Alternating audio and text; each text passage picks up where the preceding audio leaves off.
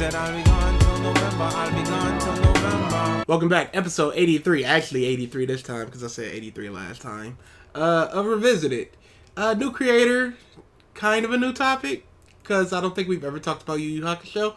We're talking about Hunter x Hunter succeeds because of YuYu Hakusho's failures by ChucklesP. There you go. What are you doing? Description, boys? State of you. Why did I put that on my phone? What is going on? It's been a while, huh? Out of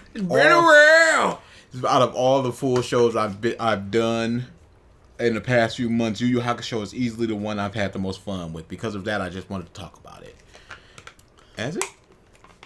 But what? But what? What? Where does Hunter x Hunter come into this? Where indeed? Especially since it's Hunter x Hunter succeeds because of where YuYu Hakusho fails. It's not mentioned at all in the description. So, we got a MyAnimeList. That's good. Alright, Let me just check that out real quick. Alright, it is Baron. Cool. Wait, no.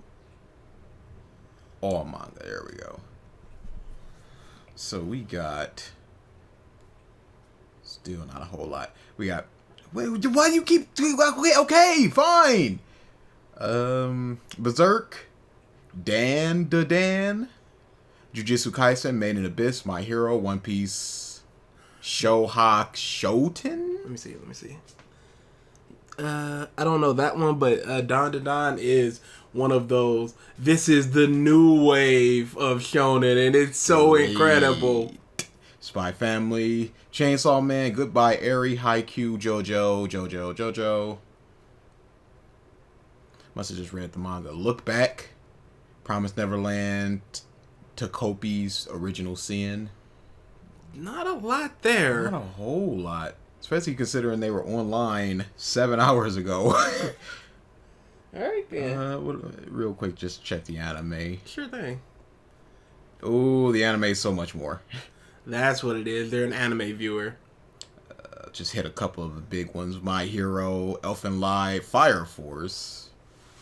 What did you rate Fire Force? Unrated. Cool. I'll just go complete it, and then we'll finish this up. Assassination Classroom. Attack on Titan gave a 5. Season 1 gave a 5. Season 2, 8. Season 3, 9. Season 3, Part 2, 10. Yeah, it doesn't dip below an 8 past the end. Oh my god. Cowboy Bebop got an 8. Demon Slayer got an 8. That's Season 1. Season 1 got a 9. Season 2 got an 8. And Season 1 got a 9. The movie got an 8. Season 2 got a 9. Because it's just, look at this. Yeah. Fix your MyAnimeList. He gave Fire Force a 6. Okay. Demon Slayer's a little weird, but... It's definitely... Where is Hunter x Hunter? Solid 10. Mwah! Where's YuYu Hakusho? Solid. Perfection. I mean, it's not a 10. Okay. Let's just prime with that. Okay. We'll start with there. That's a couple lower. Not too bad at a hot 7. He gave YuYu Hakusho a 7? Yes. Gave YuYu Hakusho a 7. Below Demon Slayer, all things? Yes. Wait, the house husband got a 7? Absolutely not. It's hilarious. Yeah, I don't understand. Y'all, don't put your MyAnimeList in descriptions. We will critique you. Yeah, that's the 7 for that. ReZero got a 5? We're matching up quite a lot. And Magica got a 9. Of course it did. Oh, nope. I guess you're not matching as much as you thought, huh, sir? Penny and Stocking got a 9. One Punch Man Season 1 got an 8. And Season 2 got a 5. Ah, animation. Yeah, you got One Piece episode of East Blue, and that's got a 5, but you don't have any other One Piece other than the manga, which probably just reads the manga only. Yeah, my hero's getting 9s and 10s. Disgusting. All right, yeah, we're done with this. All right, then. Let's just jump into it, because I am very curious to hear about the succession of Hunter x Hunter thanks to the failures of Yu Yu Hakusho. I definitely don't understand it. But let's go. Last one. Part 5 got a 9. I don't understand Part 5, dude, and I don't know if I ever will. Let's get into it.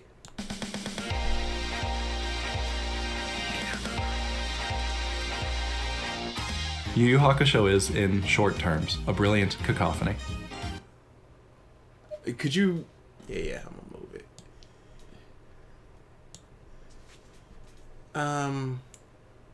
Okay. If you're going to do in short terms, I would say make it something that is easily understandable. Like, a beautiful mess would be better than a cacophony. But cacophony makes you sound smarter. True, but a lot of people don't either understand what cacophony is or know fully So what it is. should I dumb myself down for those Well, plebs? it says in short terms, so if you're in short terms, you want to be as short as possible. And if you have to ask, what the f is a cacophony, then you have to explain it, and it's not No, in that's short terms in layman's anymore. term, which is dumbing it down to the lowest common denominator. In short terms, my awesome paragraph of what Yu Yu Hakusho is, it's been boiled down to a brilliant cacophony. Yoshihiro Togashi's first breakout manga success is one that many look back on stupendously fondly, and for good reason. Even without the drunk goggles of nostalgia, the other popular shonen shows of that era could all but hold a candle to the masterfully crafted cast of characters. You did not put Slam Dunk there. I did not see Slam Dunk there. Slam Dunk is there. Slam Dunk is a fantastic manga. I don't know about that. Could hold a candle to it based on what? I mean, we have to go back to, we got Ippo was running in. We got JoJo running in. Detective Conan. Slam Dunk, as you said. Disgusting. The other popular shonen shows of that era could all but hold a candle to the masterfully crafted cast of characters orbiting around the universally likable Yusuke Urameshi. While DBZ's Goku seemed to fulfill every millennial weeb's power fantasy, Yusuke was the one that they truly wanted to become. Pause. Don't just put that on people. I didn't want to be Yusuke. I didn't want to be awesome. Goku. Definitely didn't. Don't just pretend like that's the reason why people I wanted to be gravitate me to with their Yusuke. powers. True that. But not even, I mean, if we're just going by powers, I'd Super Saiyan all day and night. Fusion and all that stuff. But I just don't like that being put that on, especially since he just in the description said he binge watched it. Mm-hmm. So that must mean Wait, did that mean he just now watched it? Yeah, that's what I'm wondering. Because if he wasn't in the era of when this was happening, what are you speaking on? What are you speaking on? And I think Slam Dunk has outsold Yu Yu Hakusho, so I can't even say that it's just like he's looking at sales and stuff. It says out of all the full show binges I've done in the past few months, It's the one I had the most fun with. I have to assume. Then I don't know why you're speaking about 90s culture. Yeah, when you're binge watching. Do you know of back then? Because we didn't have the internet. You can't go to the Wayback Machine. You could ask a couple of friends, but is that a large enough sample size to be like, this is what the millennials want to be? Not screw your Goku. Drawn or animated fight scenes, iconic attacks, and every single one of Botan's fits created a series that can Suspenders Botan, best anime outfit single one of in history. Really Suspenders Botan supremacy. It's really good. Botan's fits created a series that can still be easily watched and enjoyed today. However, just because you can doesn't mean you should. Much like how other series of its time couldn't hold a candle to Yu Yu Hakusho, Yu Yu Hakusho can't to Togashi's most recent work, Hunter x Hunter. Oh, you are insane! No, I agree. They are in two different stratospheres, but you got it flipped, homie. Is it fair to compare things that are doing different things? Yeah, I don't...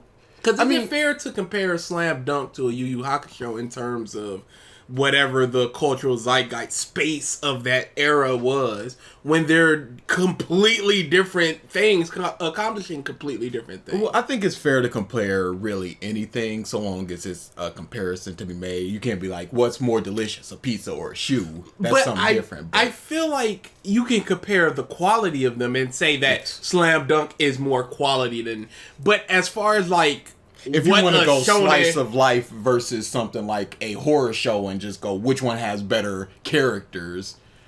You know, the horror show isn't trying to do characters, so is it even really worth comparing them in that aspect? And on top of that, you look at something like, you know, a bunch of kids in the 90s, they're going to gravitate towards big action things more than a Slam Dunk. So is it fair to compare what a person would want to be based on that?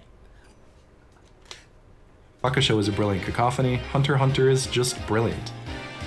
Others obviously think similarly, considering the sizable score to... Hey, others think the same. That's not a sizable score difference. That's a 0.7 difference? Technically 0.67, but 0.7 difference?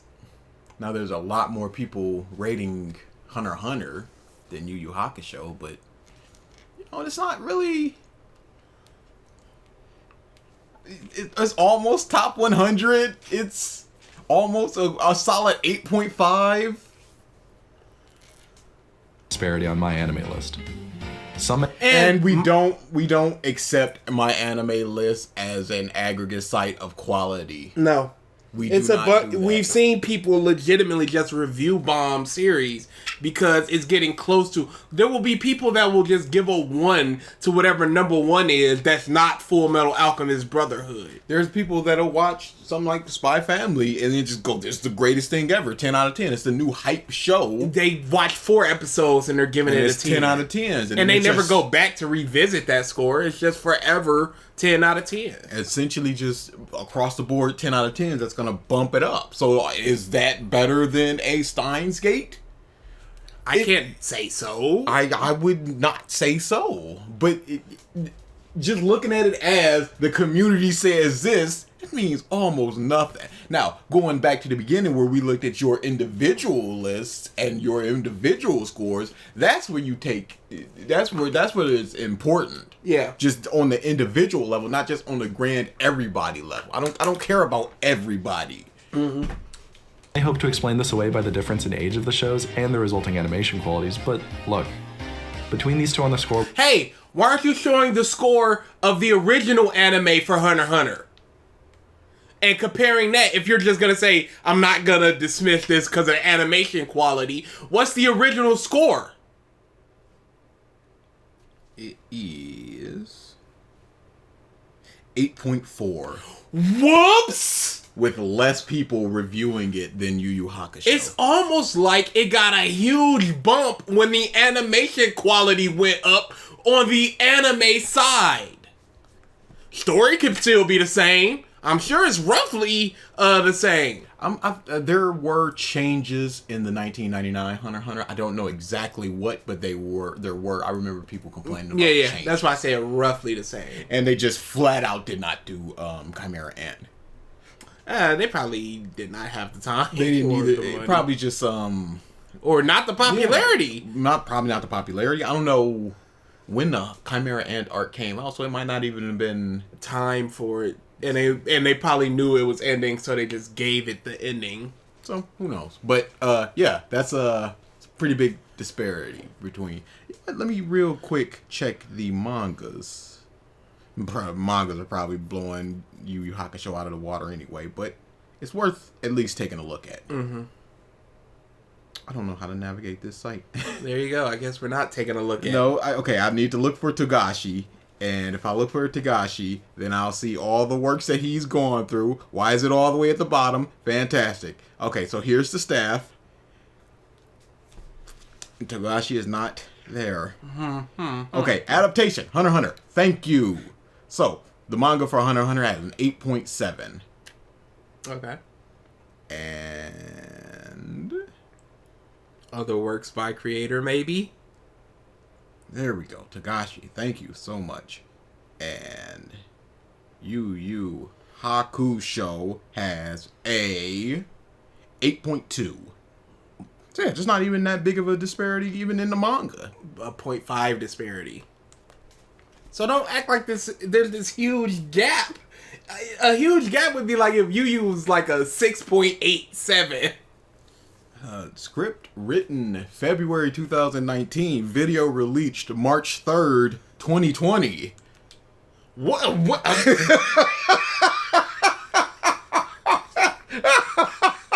I was about to be like, wow, that's some quick turnaround. Okay, I'm gonna assume he was working on other videos that he was putting out in the time. So then he's got a bunch of scripts written out. Like, let's just say he takes a month to write scripts. He's just like, I want to talk about this thing. Take a month, just write like 70 scripts, and then just release them in the order they were written in. That's the only thing I can think of, because there's no way this editing took this long. Before this video came out, he had another video that came out July 28th, 2019. And after this video, he had a video that came out October 7th, 2020. I'm just going to say that life got in the way. Yeah, that sounds about right. Legend of the Galactic Heroes, which started in Could you 1989. go back? We need to hear all that. Between these two on the scoreboard are Legend of the Galactic Heroes, which started in 1989, Slam Dunk, which started in 1993, and even Rocky Joe 2, which started in 1980. Pause. What does this mean to me? And also, Asano Joe, that has 20,000 people rating it. So the people who rated it are the people that watched it. So they're going to be like, if they stuck with it throughout number 2, they're going to give it a higher score. Same thing with all of these. They've got lower than Yu Yu Hakusho and Hunter x Hunter. So it's going to be a smaller sample size. So the And it's going to be a much bigger, I am a fan of this doing it. You're not going to get so many of the casuals just like, this is trash, 6 out of 10. For something that came out in 88. Sure, it's clear that modern shows have an edge, likely because of the growing tendency to just consume product and get excited for next products. But the difference of 123 space... I don't think that that's the reason. I think that it's just that anime is more readily available nowadays. You More see mainstream. It's a lot easier to get into something. I wouldn't say it's easier. I think it's just easier. No, I was going in a different direction. Okay. I think it's a lot. People have a lot of an easier time to try and get into something that's recently came out than something that's older. So instead of like completionists, where it's just like the daunting task of looking at 200 chapters versus 13 chapters. Like, I can keep up with this weekly now. Yeah. But I know I have to dedicate time to catch up on it to start my weekliness.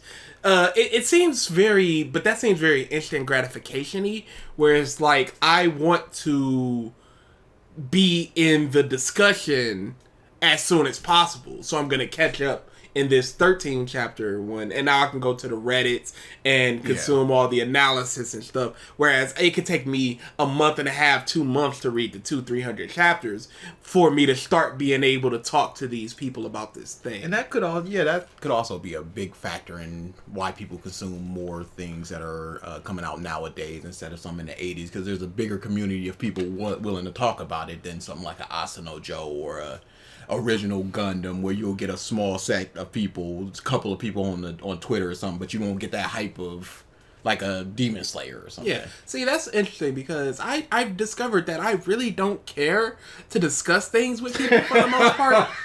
You're an old curmudgeon piece of I'll discuss things on the individual level, like when we're in the Discord and people are talking about an anime or a manga. I'll discuss it there, but I don't feel the need to go to a Reddit or even Twitter and just start. I don't care. Yeah, I don't, with a bunch of random people just trying to discuss something. I don't care for that. And and that makes a lot of sense, because I'm consuming a bunch of old TV shows. Like, there's this TV show where this ambulance worker is solving crimes and saving people because he can read people's minds. And I'm like, okay, there's nobody gonna talk about that. There's nobody to talk about that with. Nobody's asking for the revival of that show. But it's something that I find interesting, and that alone is enough for me to consume it. Whereas you have somebody just like, I want to be in the zeitgeist of whatever you're talking about. I want to be directly in the middle of theory crafting and what's going to happen and hype and all of that. But, you know, at the end of the day, who knows why people watch whatever they watch. This is pure It's all assumption. speculations. It's just from what I know, people I talk to, little brothers and all that.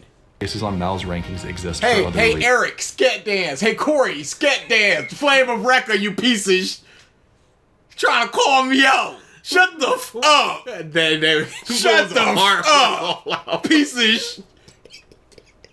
You saved somebody from dying, huh? Where my Slurpee at, you pieces? Why don't you stop being a little sad boy because nobody engaged with your joke?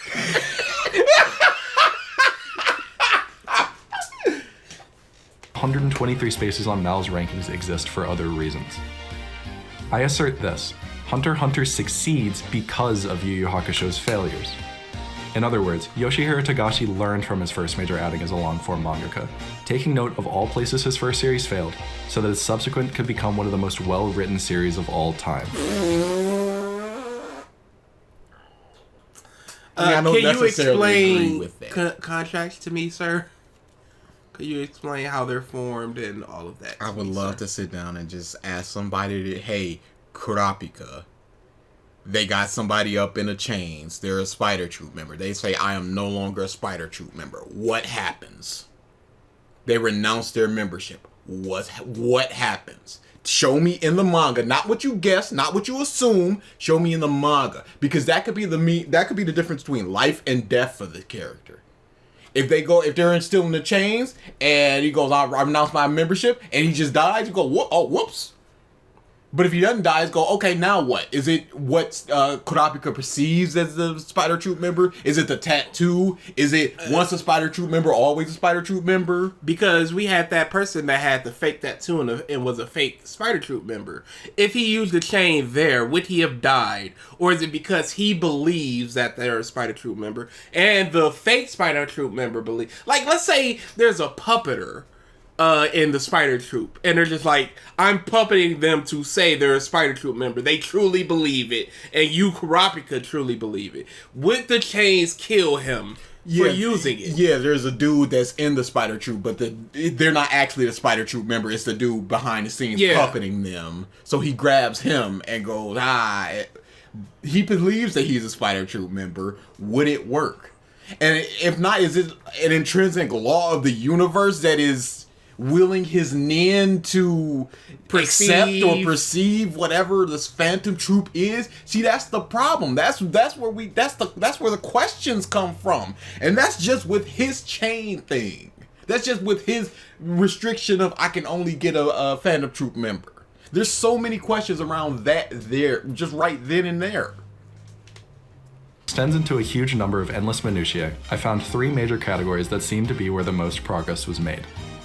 A defined yet flexible power system. Oh. Spirit energy and demon energy, and you can weave it to whatever you want.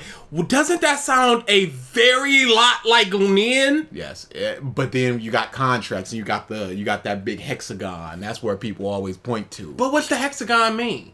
It's just the 5 properties of Nin. It's not even a rock, paper, scissors system. Slightly specking into whatever's around you. And, it makes it weaker. I like that aspect of, you can do it, but it's going to be so much weaker than if a specialist did it.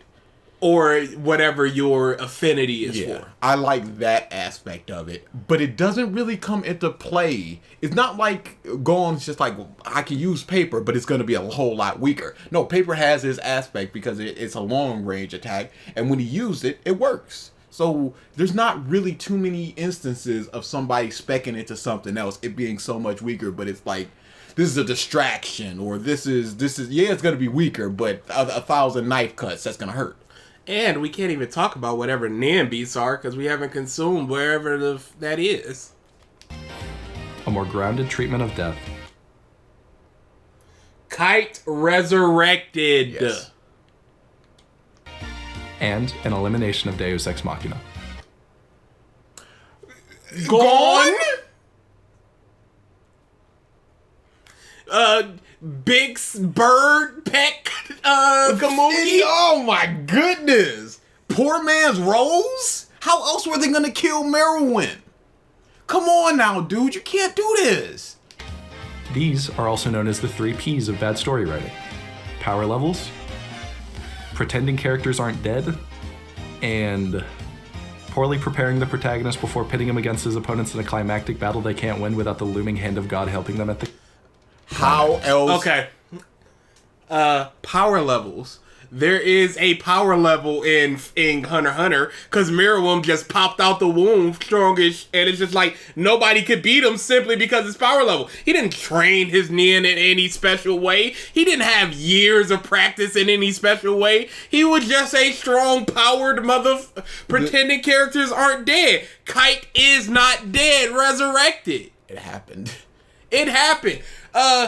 Without the looming hand of God helping them at the climax, poor man's role, Gorn's in restriction of Niambush. What are we? Kurapika legit just having a chain that can tie up any Phantom Troop member. He blew off his hands and just went out. We got a card that'll resurrect my hands. It didn't help him in the fight, but without that, he wouldn't have hands. First, the obligatory spoilers for the entirety of both shows incoming. Oh, And now, let's talk about anime. Men beasts. Here they come. Both shows. Yu Yu Hakusho's power system is hardly a system at all, really. In my first draft of the script, I tried describing the complexities of energy thoroughly yet quickly before sleeping on it and realizing it was never designed to be explained in the first place. Starting with only spirit energy in mind, Togashi went through his series adding to a loose definition as often as needed to fit a plot goal. As soon as spirit energy lost its novelty, demon energy took the stage to act as a sort of equal and opposing force inaccessible by humans. At some later point, What's the two the began to... problem? Okay, so we got spirit energy. You as a human have spirit energy. It can be trained. It can be honed. It can be increased.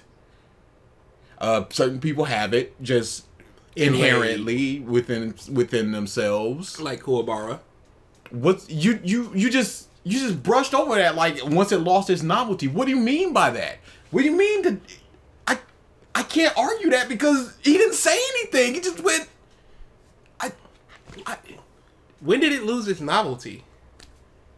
When did spirit energy lose its novelty in Yu Yu Hakusho? And then you even got the psychic system. We had a whole tournament of just weirdo people using spirit energy. feel limiting, and the chapter Black Saga introduced a cast of characters who had gone through the portal to Demon World and awakened demon energy-esque powers. I can't say I fully understand what was going on, but I don't really think that matters. The use of spirit energy by these lower level goons would have taken away from the dramatic dynamic between the former and current spirit detectives, and crafting a more gripping narrative was of higher importance than fleshing out the ethereal energy.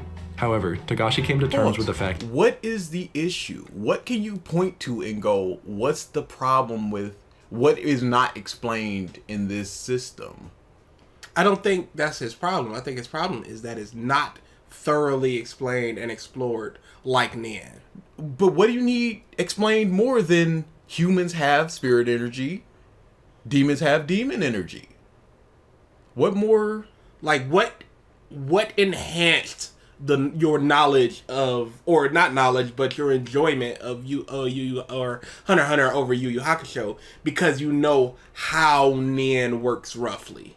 I don't see a problem with the spirit system, the power system in Yu Yu Hakusho, and he hasn't really explained it. It was an unclear mess upon entering the Three Kings saga and committed the cardinal sin of battle anime, introducing power levels. A true crime against creative writing, formally defining a character's strength with a single value takes away from all of their unique intrigue in both training and fights in a last-ditch effort to make a series feel more planned out than it actually is. Pause. Not necessarily. Because you can be more crafty. Somebody like Krillin, he could have chopped Nappa in half, regardless of power level. Even Frieza, he could have chopped. Yeah. There are things that you can do to increase your power level. If this is just a base, this is where this character is right now as compared to this other character. It doesn't mean that the character cannot beat them. Unless you get into something like DBZ where all of a sudden you punch them and they just stand completely still. But we didn't see anything like that in Yu Yu Hakusho. And it's different for Yu Yu Hakusho because this just kind of gauges the energy they have as opposed to really their power level. Because how do you measure wind versus yo-yo? Like, how does that work in the space of power levels? For something like Dragon Ball, everybody is essentially everybody else. There is no like counter system. Like there could be a wind guy and a fire guy, and wind feeds fire, so that just makes it rage hotter. But it's in Dragon fire Ball, and water guy. But in Dragon Ball, it's just punch stuff, number time. Yeah, so let's say Kurama is a 300k, and there's some fire dude that's a 140k. What is Kurama gonna do in terms of his plants? So then Kurama would have to work out a system of being able to hit the person with his plants to where they won't burn up or whatever or wilt. So it's not so much a hard figure as blah blah blah. You're stronger than you, so you will win. At least not in Yu Yu Hakusho. As a fighter is boiled down to a number, it feels as though every fight they're in loses all significance, as the larger counter will always win. No! That is not a fact! That's just simply not a fact. Krillin would have killed Nappa and Frieza! Yep. This is proven! Raditz was factually stronger than Goku and Piccolo, but together they found a way to beat him. Vegeta was stronger than everybody on Earth when he came down. He lost. This is not factual. Sure, characters often awaken greater potential in the midst of a fight, but what does that have to do other than increase their arbitrary number? All new techniques, fighting styles, and preemptive plans feel pointless in the face of the almighty power level. But you don't get that number within this fight. So once he does the Dragon of the Darkness Flames, and let's say Hiei is 100,000, and the person that they're fighting is 1,000,000, is that a 10 times multiplier? You don't know. So the power level, the number means essentially nothing in this aspect. Soon after writing himself into a corner with this, Togashi ended his flagship series. Yu Yu Hakusho is most fondly remembered for its Dark Tournament saga, in large part because of the extraordinarily unique cast of characters with never-before-seen powers. That was a weird way to read extraordinarily. Some people do that. But again, it's a joke in Marvel vs. Capcom 3 where Ryu got a bunch of buffs and, he's the ordinary guy. So now he's extraordinary. It's just a funny joke in Marvel.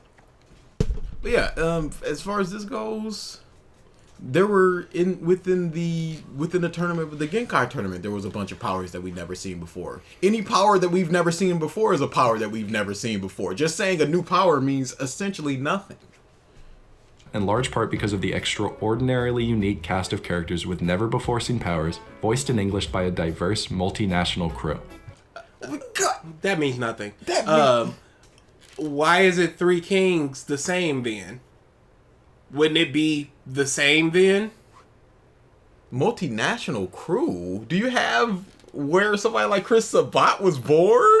I think he's looking at it like there's an Irish person, but it's not. It's just not. Jerry Jewell. Jerry Jewell is just a dude. He might be Irish. I don't know his nationality. Maybe he did look it up, but I don't care. I didn't care when I was 10 watching this, and I wasn't just like, ooh, an Irish guy. I was like, it's flying. Get up there. Is in the Namek arc multinational because we got an Australian dude in there? Setting aside the lack of any formal definition as to why characters may manifest their unique powers, the arc shows how entertaining energy can be when wielded by users. What? What do you mean, why they manifest their unique powers? Because Nin shows why you manifest your unique powers. But they don't. They really don't. Because Gon just said, we need an ultimate technique. All right, rock, paper, scissors. And they also said, when they were introducing Nin, they were just like, yeah, some people can just run really fast. Some people are just really smart. Yeah, that's just their Nin. And it's just manifesting in a certain way. Of different backgrounds and goals. The Toguro brothers are part of some of the most entertaining fights of shonen history. Not because I don't care about how entertaining the fight is. I care about them as characters. Because Taguro is one of the greatest villains I've ever seen in media, and his brother's just a piece of shit. I love it. Piece of dog. they have their oh-so-sacred number, but because their abilities are part of some of the most entertaining fights of shonen history. Not because they have their oh-so-sacred number, but because their were the numbers adhered to in the Three Kings saga? Because if that's the case, why even fight? There's a such thing as underdogs, and underdogs can beat the overdog. Again, there was a joke by Brian Regan where it's just like, in chess, it's just like, checkmate, yeah, it's over, you move there, I win. How about you just do it? And it's just like in football where it's just like, touchdown. Like, no, run the play and see what happens. Because if you're just looking at like sports odds and stuff, oh, you have the on paper better team, so you should just win so just don't even 85 games. The 93 Bulls just go home. They're gonna win. They're gonna win, so why are we playing? And also, even if there isn't a hard power number, there's still an implied number. Toguro is stronger than Yusuke. How much stronger? We have no clue. Just like Miriam is just stronger than people. How much stronger? We have no clue. But we know Gon and Kite and Killua crumbled in the face of Pito. And Pito was just like, oh, the king? I want no parts to that. So let's just say Gon is a 3, Pito is a 7, Kite is a 5, and Miriam is a 20. What the sacred power level? It's the same thing, number or not. It's always gonna be this person is stronger, much more stronger than this person. Doesn't matter what the number is. Doesn't matter what the multiplier is. Doesn't matter. Like when he ripped off those chains. You don't have to be like, oh, he's 10 times stronger now. No, you just have to show that he's stronger by showing him beat up Toguro. So now it's equalized when Toguro's using whatever percent of his power that he's using. Like, how much stronger was Neji than Naruto? But he was stronger. And Naruto still won, though. Yeah. abilities reflect their true selves, therefore allowing physical altercations to reveal some aspect of their inner character without needing a word of dialogue. Though in classic shonen fashion, this did still happen. A lot. It was within this iota of success that in Shonen, you get a bunch of punches, kicks, and blasts, and then characters talking to each other to explore their character. Okay, but you say that in YuYu Hakusho like it doesn't happen in Hunter x Hunter. So if you're deriding it for the YuYu Hakusho part, you better deride it for the Hunter x Hunter stuff. Because, like in the Killua versus the Kurapika versus the Killua? Kurapika. Like the Kurapika versus the Uvogin, I think his name was, the big muscle guy. They were just standing around and talking. So don't act like it doesn't happen in Hunter x Hunter. I think what his point was that Yu Yu Hakusho didn't need to do it because it did such a good job in battle expressing who their characters were, even though they still did it with a roll of the eye. I don't see a point in even bringing that up. If everything does it, I don't see a point in bringing it up. I mean, just because everything else does it doesn't mean you can't ask for better. But is it bad that it does it? That's the point where you need to explore. And I don't think that it's bad to have characters with opposing viewpoints talking about their opposing viewpoints. Especially with a big fight like this where you killed my master and he's got his that own... was my lover before your master, mother. I was here before you, piece of shit. I'm your daddy. Whoa, this went places. it was within this iota of success that Hunter x Hunter's Nen found its core, and Togashi's willingness to learn from his mistakes and improve his future work bolstered its appeal 1,000-fold. Nen seemingly took... Is Hunter x Hunter 1,000 times more appealing than Yu Yu Hakusho? Based on all numbers presented, absolutely not, dude. Stop with the hyperbolic bush. Every likable aspect of energy, condensed it down to an explainable, palatable form, broke itself up into quantifiable abilities, and added a natural element of affinity to better reinforce the idea of abilities reflecting the inner self. Both systems grant power... Gon could have created any technique within his affinity. Yes. What does Hisoka's have to do with his personality? It's flexible and sticky? He has a childish personality, so he went back to the gum that he chewed as a kid, I believe. But then you look over in Yu Yu Hakusho, you got little Yo-Yo Kid. How does that not speak? Do we need to know? Do we need an affinity put on him to be like that matches his personality? Do we need to see his personality and the way he developed his technique to go, I grasp it and it's more appealing to me now? I don't think so. Individuals have the potential of wielding, yet are ordinarily unaware of because of a high-ranking organization keeping it secret. Many of the base abilities are shared, yet defined much more eloquently with Nen. Heightened spiritual awareness became Gyo, the spirit wave in all of its variants became Ko, and the wide variety of different powers People can't use Spirit Wave! It's so hard! across different fighters became the lauded Hatsu chart. And this is where the system truly shines. Just after the idea of Hatsu affinities were introduced, Hisoka went into extensive detail about how to guess a person's Nen type according to their personality. And this small aside became a somewhat unbreakable rule for all Nen users. Pause, but that's guessing what it is. With Smoke Dude versus Lion Dude, I wasn't like, oh, this guy's a manipulator, and thus, no, it is just they're fighting at the end of the day. It doesn't really matter. What makes you a specialist in your personality? Because why is Crollo a specialist based on his personality? It was there in the thing, and let me see, because this is all what Hisoka just guesses, and it became an unbreakable rule. Okay, so everybody's personality just has to be. It boils down, but then we talked about this in the Discord.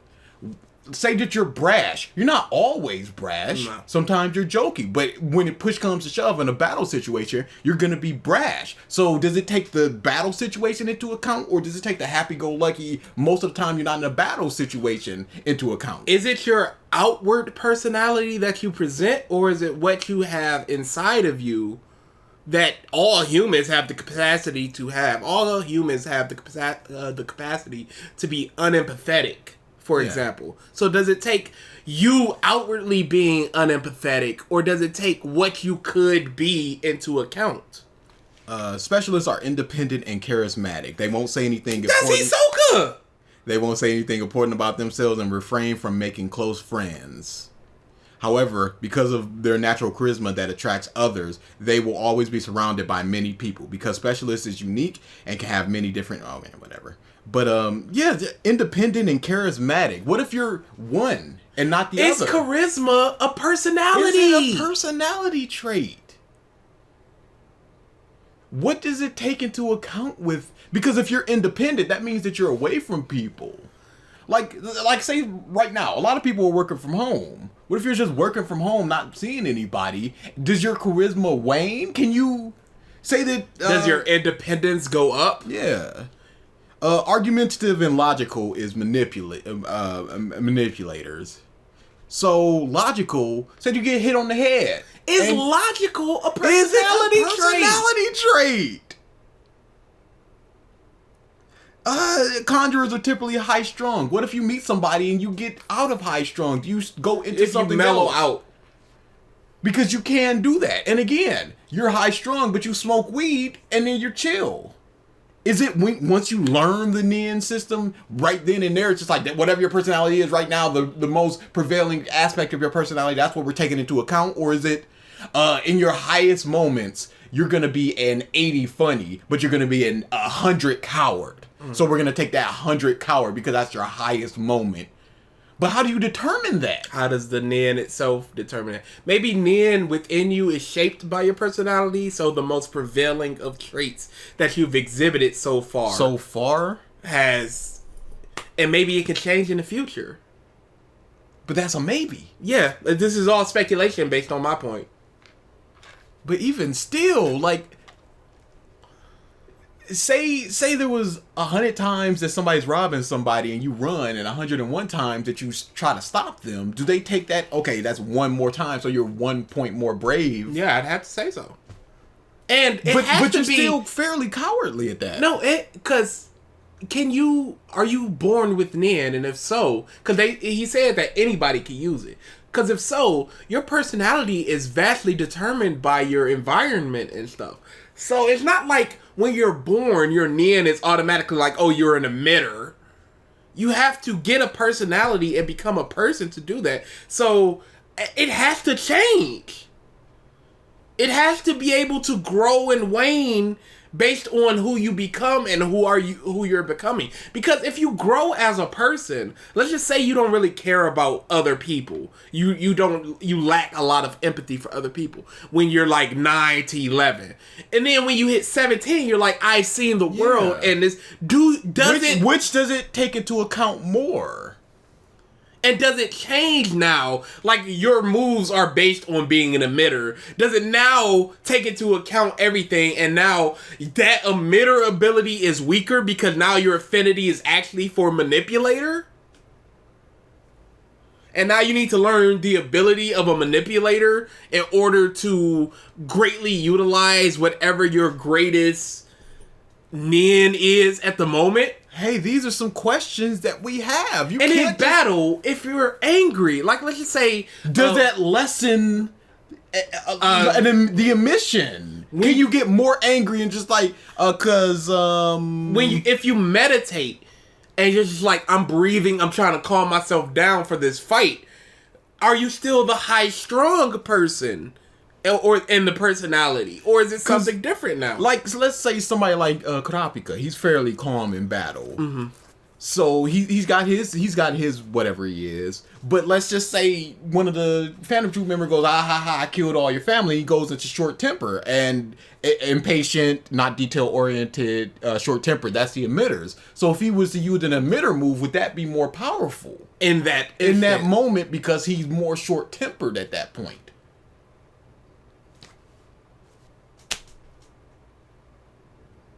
Yes, no, maybe.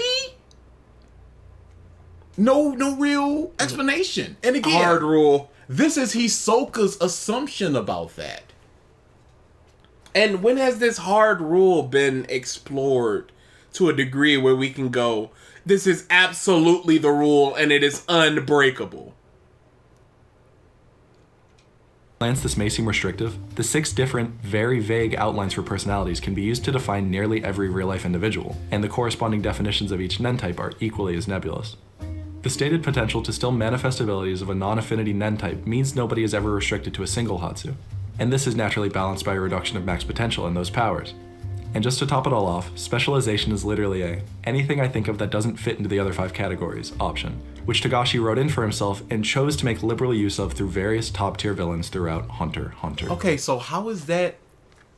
How is specialist any different than, like, human energy and demon energy? It's just, essentially, I don't fit anywhere else, so I can just do anything that I want, and I'm going to. With everything put together, the potential for fights to be reduced to a simple slugfest is reduced to nearly 0, as each fighter has a win condition unique to them, which must be quickly... YuYu Hakusho? And don't act like there isn't slugfest in this. At the end of the day, somebody got to punch something. We're not talking about the potential because the show is basically complete. How did Yusuke beat the 3 demons that stole the artifacts? Talking to them? A mirror shot? Ricochet and blowing their insides open. Hey, that was very smart. How did Kuwabara beat the beasts that were chasing them? Spear and sword in a circle and linked them all together. Good stuff there. Kurama sacrificing his life, stuff like that. It's not just a fight. It is, I'm stuck here. I can't move at all, but I can put this plan inside me and it'll get you and me. That's not just a slugfest. Both of them have slugfest. Both of them don't have slugfest. Don't hit me with this potential bullshit. I mean, the psychic arc was essentially, you don't do that slugfest because it's not going to work. Come on now, dude. Don't act like this is something different or unique. Kurama legitimately worded a dude to defeat by making him laugh. And they had their shadow stepped on. If somebody came in with a gun, they'd have just been dead. assessed and ascertained by their opponents in order for them to win. In this way, fights are guaranteed to have more moving parts, higher stakes at every moment, and an art. No, not higher stakes. You can't just say higher stakes because there's more moving parts. Because the fight has the same amount of stakes whether you're just punching somebody or if you're sending a little clone of yourself behind them to grab them so you can punch them. The stakes remain the same. Do you know what stakes mean, Mr. Cacophony? You can say it's a higher enjoyment or factor. it's a more intricate battle than just a punching thing. The stakes are no higher or lower. It doesn't matter if Toguro versus Yusuke is just about boils down to punching. It's a whole lot riding on that fight. Arguably larger natural engagement factor. The need for power. Arguably natural larger. I'm so tired of this naturally and blah blah blah as opposed to artificial. Look, this was artificial because this dude lost his power and said, "I'll go get another one. I'll just go get one more. It's fine, whatever." What about the dude that could just take somebody's ability for like an hour after saying "I owe you" or whatever? Who died after showing like 4 abilities? That could have been more interesting, but I don't get to see it. That's the potential. Okay, you can say the potential is there. You can say there's a natural affinity for a higher engagement level, but then what do they do with that? And I submit very little. Smoke Dude laid down and made a complete clone of himself out of smoke. And just walked around the other dude. How is that entertaining or more engaging? It's smarter once you get to the very end. No, it's not smarter, because how do you create a complete clone of yourself out of smoke? Out of smoke. He has the ability to use his smoke to create a complete clone of himself. The cheetah dude wasn't looking and saw 2 people. I guess he can't sense Nin or anything. I guess he can't smell. I guess he can't hear. So, it's fine. Didn't he like hide under grass or something? Yeah, he started crawling around in the grass behind him or whatever. Not only eliminated, but the addition of such would actively work to counteract the carefully crafted intricacies of power levels are not eliminated. We just don't have hard numbers for them. Hey, what is Mirawim's Nin ability? Oh, he doesn't have one? It's just big punch strength stuff? So he can take the biggest, baddest dude that was in the series at the time, Netero? Because he's so much stronger, even without doing a single Nin technique?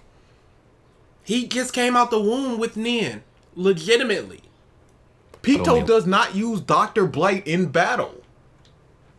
Assumedly, we didn't really see the fight with Kite. From what we've seen. But then again, we've never seen Pito fight. Is that the name, and why do I know it? It is the name. Because it's a cool name. Dr. Blight is a amazing name. The need for power levels is not only eliminated, but the addition of such would... Did YuYu Hakusho need power levels? I submit no. They just showcased them. Hey, I'm Rain Man. You get into my water thing, you're dead. Power levels be darned. It's been 4 or 5 arcs without quote unquote power levels, and then they introduce it to the need of them. To actively work to counteract the carefully crafted intricacies of Togashi's sculpted masterpiece. This fact is something touched on directly. You really just worded at us. That's what these Hunter x Hunter people do. But the addition of such would actively work to counteract the carefully crafted intricacies of Togashi's sculpted masterpiece. This fact is something touched on. Can you call something a masterpiece if it's not completed? I would say no. I would say it's harder to do so. Maybe from what we have right now, it's a masterpiece. I would never ascribe it to it. I wouldn't either. And, he hasn't really explained why it's a masterpiece, but he's called it such. Multiple times. I wouldn't do that without properly saying it. Directly in the Chimera Ants arc, as Killua discusses his methodology for choosing his fights and is forced to overcome his regressive view of power in favor of recognizing his and Gon's maximum potential. It even feels possible to work backwards and retroactively assign Nen types to Yu Yu Hakusho characters, showing the show's massive influence in their spiritual successor of a series. What? Yusuke's spirit gun. But you can say that about any system. Goku is reckless and impulsive and stuff. He fits into this thing. Don't go retroactively with this bullshit. You're just going, this personality means that this, so they fit into this slot. Don't with this. Is quintessentially a mission. Kuwabara's sword feels more conjurer than anything. Hey, why? Because they're just shooting a blast? Because he's just making something? Nothing about their personality. Wait a second. Isn't technically Yusuke just conjuring a gun out of his hand? Or does it have to be an actual object? Let me see. Let me go back. Conjuring objects, okay. Takuro. What is he? Emitter. Impatient, not detail-oriented, quick-tempered, quick to react in a volatile manner. They resemble enhancers in their impulsivity, but the difference is that their emitters tend to calm down and forget more easily. Shrug shoulders, sure. Conjurer. Typically high-strung or overly serious, stoic, and nervous. Definitely not. They are often on guard as to be cautious. They are very observant and logical, rarely falling into traps. He fell into traps he got smaller and almost stepped on. I guess he's just talking about the powers and not the personality. Well, it's just powers at that point. Answer, he is transmuter and corrosive. We're not going through the personalities. We already discovered that it's not correct. We're just talking about the powers. Rama is manipulator. Wait a second. Transmuters are whimsical, prone to deceit, and We're fickle. just talking about This is the garbage. Stop with this. Is manipulator. Sensui's sacred energy may even classify as a specialist Hatsu if you stretch the meaning enough. Though regretfully underexplored in Yu Yu Hakusho, energy's biggest shortcomings were flipped to become Nen's greatest assets, leading greatly to its wide appeal today. With all this being true, fights in Hunter x Hunter are automatically more entertaining. With all this being true, you've not established how it's true. You simply said that, well, this guy has more stakes now because it has different powers and not just a slugfest and a power level fight. Nen is more explored, so it's automatically more interesting. Are the abilities themselves more interesting than Yu Yu Hakusho? Is the fights themselves more interesting in Yu Yu Hakusho? Come on, guy. Like the dude that was just like, I got all these capsules, I bite into it, now you can't slice me in half. And Hiei was stronger at that point, but before the whole capsules and stuff. And then they equaled out, and then he got stronger, but Hiei still won. What then? That's a logical fight that has power levels in this person should win, but this person is probably gonna win. And then the person wins. There's a lot. Dude, I'm sorry. There's nothing in Hunter x Hunter that's as good as Kurama versus Game Master. Period. Point blank, period. Just like, can't you just let... No. This needs to get done. Die, child. That was more engaging than any confrontation I've seen in Hunter x Hunter so far. How can you tell me that it's not? But he has not given any examples. He just simply shows stuff. And this means it has more stakes. He didn't go, look at this fight versus this fight. Look at the big bads of this arc versus the big bad of this arc. And how their personalities and nothing. Just going, the powers are. And it's so funny that he used the big diagram to show how all their powers can fit into these things, because it says that Yu Yu Hakusho implements techniques more than something like Dragon Ball, where it's just the power. Oh, you have human energy, just blast me with your human energy. No, there's so many techniques and different abilities in Yu Yu Hakusho. How is it any less engaging just because you don't see, oh, you're whimsical, you're an emitter or something? Yeah, long range, people being conjurers and stuff. The power systems are basically equalized, but you just have the explanation, the exploration of the... And you don't really need that for a Yu Yu Hakusho. You really don't need that for a Hunter x Hunter. If he wants to do it, he wants to do it. That's fine. But, like, it's not instantly more engaging because you know, oh, Gon's an emitter or whatever. However, there was another significant change between the series that additionally contributed to my believing this to be the case. Though the power systems between these two series may share significant, clear similarities, the treatment and consequences of death share almost none. Pause. Why is it these three things? Because it's the things that he believes he can explain of what caused Yu Yu Hakusho's failures and Hunter x Hunter's success. So outside of these three things, is it equalized? Or are the characters just as good in both? Is the plot lines, the fights, all of them good except for these three things? And does each one equal a point? Because Hunter x Hunter is a 10 to him and Yu Yu Hakusho is a 7. So power levels themselves equal -1. The treatment of death is a -1. And quote unquote Deus Ex, which I can't wait to get to, is a -1. This is an unfair comparison, I hear you saying.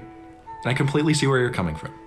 Yu Yu Hakusho is based around a spirit detective who obtained his powers out of random happenstance because of his untimely demise at age 14, and therefore spends a large amount of time... It wasn't random happenstance. It was outside of the plan. Yeah. They did not expect him to dive in front of that child. So they're like... They expected the thing itself to happen, but not him dying.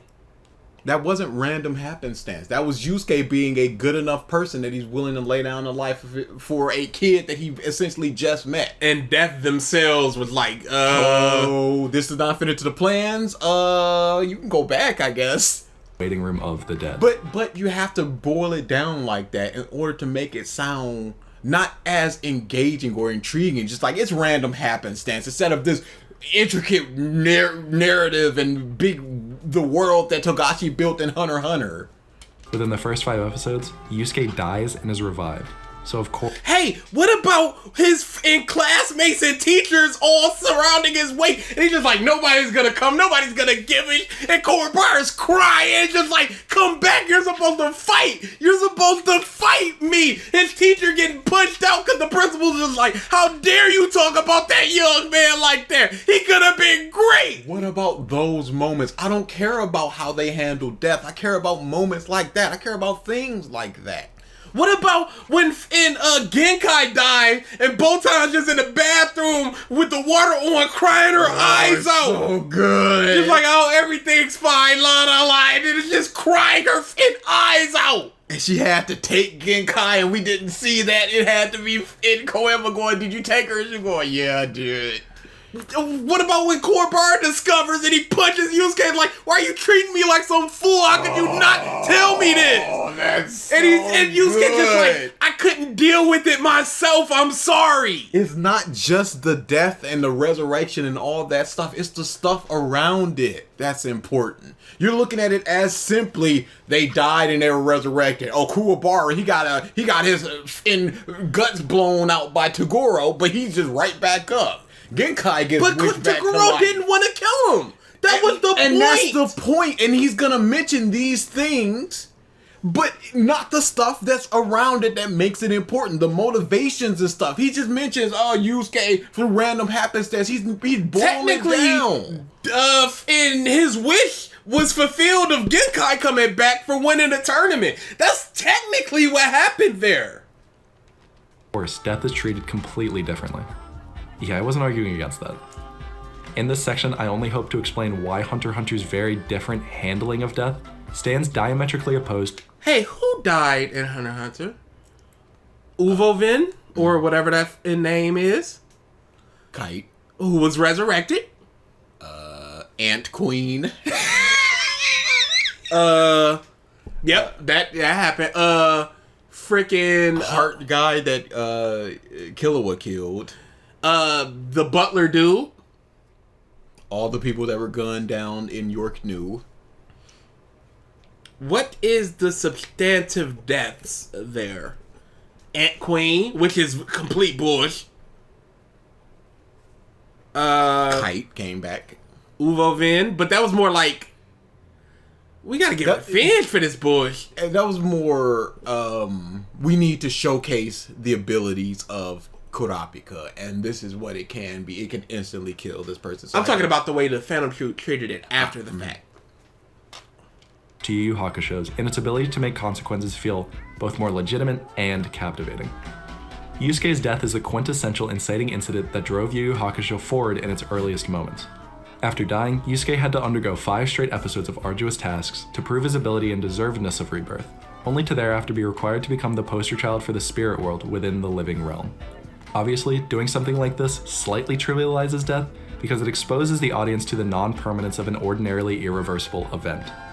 Pause. They explained what the situation was. They explained the tests and everything. They explained the egg, if it's evil, is gonna devour you. This is not an easy thing to come back from. This is not a trivial thing. You said it was 5 episodes of him going through ordeals. It's not simply just, oh, he just came back. No, they had to protect his body. He had to protect that egg. He had to feed his spirit energy. He had to prove that he was worthy. And it had to be outside of Death's design. Yeah, because if it was what they expected, he'd just be dead. But I would say the arduous nature of the reversal, as well as its complete inability to happen to any other character from then on out, more or less negates any potential for it to weaken Death as a plot device. Okay. For many reversals Why'd you after bring it, it up? however, the faults of Togashi's handling of the subject become abundantly apparent. Within the Dark Tournament saga, both Kuwabara and Genkai are presumed dead for a brief period of time. No! Genkai was dead! Yes. She was brought back for Yusuke winning the tournament. Kuwabara was killed by Toguro. He laid down and they checked him. He was like, don't tell him he needs this motivation. And Kurama was just like, he dead. Both He died. literally did not want to kill him. So Did not try to didn't. kill him, really. in hopes of pushing Yusuke towards unlocking his full potential, and both get their wish by becoming driving forces behind our hero defeating Toguro younger. For a show that seemed to follow every established shonen writing convention up until this point, pulling something like this was profound. Cutting the main- What every shonen writing convention, especially JoJo's? This is in the 1992. What conventions were around back then? And what conventions are there now that you can point to and go, they're doing this thing? Don't just say it, explain it. cast I'm of so sick of this trash. But he's saying it with so many big words. I don't care. profound. Cutting the main cast of characters nearly in half would have let Togashi change the entire tone of his story, likely to something closer to what he desired to write. But he didn't follow through. What he desired to write. Do you have an interview or something where he's just like, I wanted to really kill them, but the editors were like, no, Kuwabara is too popular, Genkai is too popular, we don't want this, the people don't want this, change it. Holy crap. With this bullshit. He wrote what he wanted to write until proven otherwise. Now, you definitely get some people out there just like, I wanted to do this, and the editors were like, no. Then you've proven otherwise. Oh, you didn't want to do thing. You're just saying the things he truly wanted to write, but didn't follow through on. Then he didn't want to write those things, did he? He wrote what he wanted to. I cannot wait till he gets to Gon and Killua's sister. That is just bam, wish, done. You're back. You're a mummy husk that nobody can heal. But bam, you're back. Do you think he's going to bring that up? He is, but he's gonna be like, but there was a caveat where he doesn't have Nin no more. Why can't the Nin be? That has nothing to do with the wish, though. That has nothing to do with it. He is presumed dead and he's brought back. He accomplished his goal. He doesn't need Nin anymore. Kuwabara's vitals had been missed, and Genkai was revived because Koenma pulled some strings in Spirit World. 2 protagonist deaths had been reversed, each by some incredibly roundabout method. So No, not no roundabout method. Toguro did not want to kill Kuwabara. Yusuke is owed a wish for winning the tournament. These are established within the show. by the time Yusuke up and dies again in Chapter Black Saga, my reaction was much more muted than I'm imagining Togashi had hoped it would be. Yusuke's second revival marked the moment in time that I... You're not gonna just kill your main character. I don't believe that JoJo's. anybody believes that. That JoJo's a whole new thing because they can just switch over to a whole new JoJo. DV3. I didn't want to say it. It's just spoilers for Danganronpa V3. But that's a game. Mm-hmm. and that's your presumed main character. This is some 100+ episodes into it. I would love a manga that's about a thing, and then they just kill the main character, and it's another thing. I think that was the appeal of Psycho back in the day. Okay. But yeah, you're not gonna. I mean, that's what happened with Scream with Drew Barrymore. She's so on the It's also the same thing. Yeah, you just expect her to be around forever. Oh no, she's dead. What the fuck? This can't be. Mm-hmm. But you look at this, you go, oh no, he's dead. But you know, I didn't believe that he was dead. There's a whole lot of spiritry going on. But I didn't like the way he was resurrected. Sure. I hated that. That's a problem. But again, you go over to Hunter x Hunter. You go, Goron's arms are blown off. Episode the next, he got him back. Don't act like things are just not reversed over there. Again, Husk. Oh, there's this wish person that we've never mentioned before that can grant any wish with a huge cost, except for Killua, who the cost is rescinded for some reason. Because of love. It was love that purchased this traitor's heart. That's what the prophet is about. Well, I don't care. It's a great part. I love that part. It's a great AMV. I've always loved that part. Fight scenes. From that point on, and because of the fight to live or die nature of the show, all tensions of the Because of the what? That was a what? out on the series fight scenes. From that point on, and because of the fight to live or die nature of the show, all Fight to live or die. Oh, nature of the show. Okay. tensions of the fights was gone and replaced with a nagging desire to get on with it and have the plot move forward. It's for this reason that I believe Pause. That just means that you're not interested in it. Yes. Not that it's a bad thing that happened. You going, let's get on with it. That says nothing about the quality of the writing. That speaks to you going, I'm not interested in this. Move on with it. Just explain yourself. If you explain why you're not interested in it, that'd be 100% fine. But just going, hey, he's coming back. Move on with it. Like I said, I hated that in Resurrection of Yusuke. It's a demon thing. He's half demon. It comes out of nowhere. It somewhat explains his propensity to get out of those situations with his energy, but it hurts so much of the story to just be like, oh yeah, you were half demon, and we never explained it. Where it's just like it's very much synonymous with what people expect happen with All for One and Deku, where it's just like, oh, he's truly his father, and because we've never see his father, so shrug shoulders maybe. I felt the same thing with Bleach, where it's just like, oh, your mom was a Quincy, I don't come on. Togashi was forced to write the Three Kings saga in such a way. Yeah, forced with this, just stating things. Give an interview. At least then we'd be like, all right, ain't nothing we can say about that. There's the interview, there's him saying it. But you saying it, you assuming that this is happening, this does nothing for your point. Other than just to deride YuYu Hakusho. To have our three remaining protagonists fight not for victory, but for some other purpose. But even then, it's hard to weave intrigue into a fight you know your self-insert will walk away from almost entirely unscathed. Thus, when the credits... Like, gone? Dude? Yusuke is not my self-insert. Nope. Maybe Togashi's self-insert? I was about to say, I don't believe he's Togashi's self-insert, because Togashi self-inserted himself into Hunter x Hunter. On the series roll, and Hiei, Kurama, Genkai, Kuwabara, and Yusuke all walked into the sunset, it only felt expected. But unexpectedness is... That was after Kuwabara not fighting, going, my studies are more important. That was after Hiei not admitting that that's my sister. There's still a lot of stuff that's just... This isn't just they walked into the sunset, all things accomplished, high five, freeze frame. Is where Hunter x Hunter shines. Where Yu Yu Hakusho draws a very distinct division between Team Urameshi and the demons they must fight, Hunter x Hunter chooses to blur any formal lines of good or bad, evidenced by the fact that Hisoka can be a primary antagonist. But what does this have to do with death?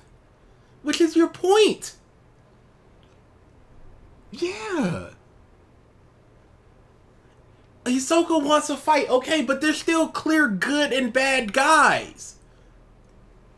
At the beginning of the chapter Black arc, they were against Yusuke and then they went to help him. Where's the clear most of the teams, like Shu team, Gen team, the Windmaster, they weren't bad guys. They just wanted the island so they could have their own place.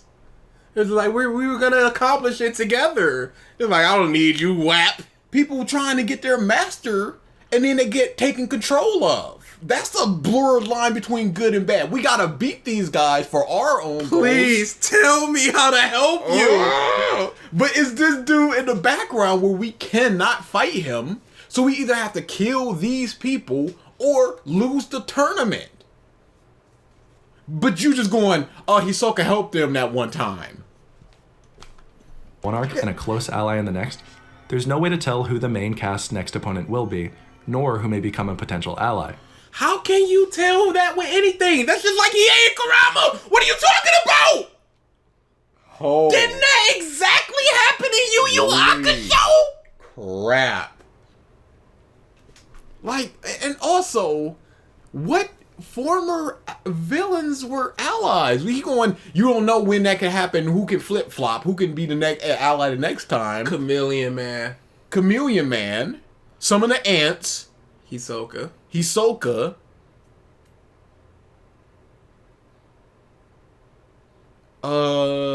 First arc, Ninja Man? But he wasn't an antagonist, it was just somebody across from him. No, there were no antagonists that joined after. The Mansion, they weren't antagonists. They were antagonistic to Killua, but I don't think they ever came around like, no, we're allies of Killua now. The Tower, no. Hisoka, no. York New, the Phantom Troop, no. Game, no. Greed Island, no. Bomb Man, no. We got the stuff in the Chimera Ant arc, yes. We got some of the ants, Hisoka, and we named somebody else too. Some of the ants, Hisoka. Oh, because I said Chameleon Man. Yeah, so some of the ants are Hisoka. But again, this was death is his point. Yes, and again, Yu Yu Hakusho did the same because we've got Hiei and Kurama. And this is an astoundingly important point. We follow the Hunter exam through the doings of a medical student, a grudge-wielding teen, and two 12-year-old. Why are you not explaining this for Yu Yu Hakusho? Crap. Two students, a demon that lives in the human world, and a demon that just wants to fight and destroy things. Helped along by the son of the ruler of spirit world and one of the people of death.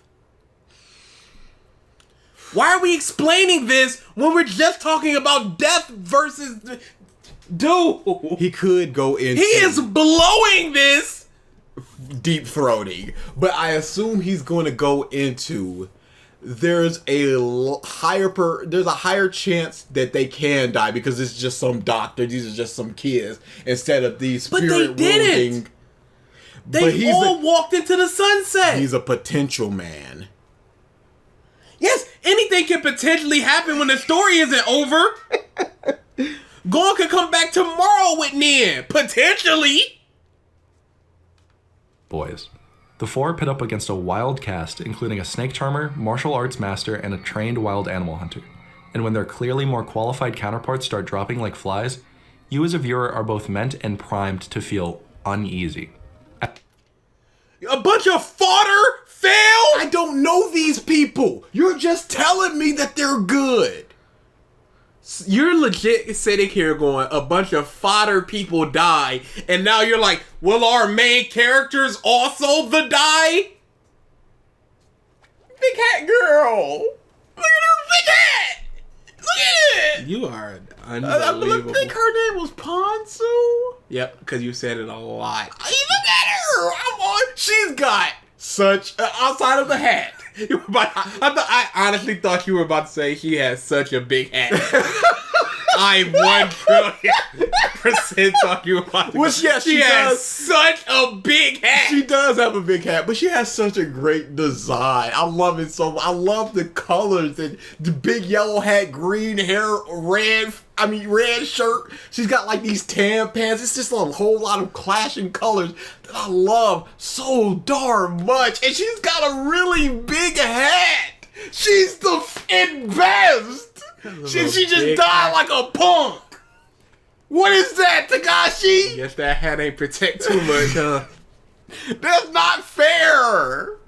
There has been no shown way to feign death and survive, so every encounter with an opponent potentially becomes... But is it what? This is unbelievable. Okay, so you're talking about this in the Hunter exam. You're talking about this 10 episodes in. As opposed to the Dark Tournament, which was chapter like 90.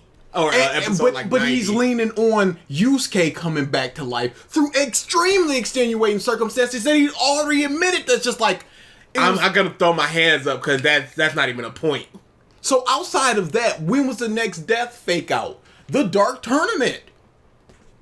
a matter of life. And it was only one death fake out because the villain was like, I do not want to kill you. I just want to motivate Yusuke. And the other person legitimately died but was brought back. They got a wish. When we know that there's in-death gods over there in the month that stamps the papers of living or dead. The only, true, you are supposed to be dead, but you're not, is Yusuke in Chapter Black to me. And it's bullshit. And the universe around the characters acknowledge this. Whether it's Kurapika trying to reason with Hisoka That's fine. during the exam to avoid having to fight the bloodthirsty savage, or the referee in Heaven's Arena liberally giving out points during the Gon vs Hisoka fight to make it end faster, death is always acknowledged as... Who died in that tournament? Nobody. Did Hisoka I was kill about that to say, dude? did Hisoka I can't kill remember. that guy? But even so, what does this mean for our main characters? Because demons died all the time in YuYu Hakusho. Humans died all the time. When Rando was killing people in Genkai's tournament. Just like, I killed them and took their abilities or whatever. So are we just supposed to just say, the same thing there? People and creatures died all the time in Yu Yu Hakusho, just like this. But why would we think that Kurapika's gonna die based off of that? Because it's always the looming shadow of death because of something. But not for Yu Yu Hakusho. Not for Yu Yu Hakusho, because we've already seen that they can come back under extremely insinuating circumstances such that I'm going to be like, yo, I'm not even going to possible outcome of a risky action.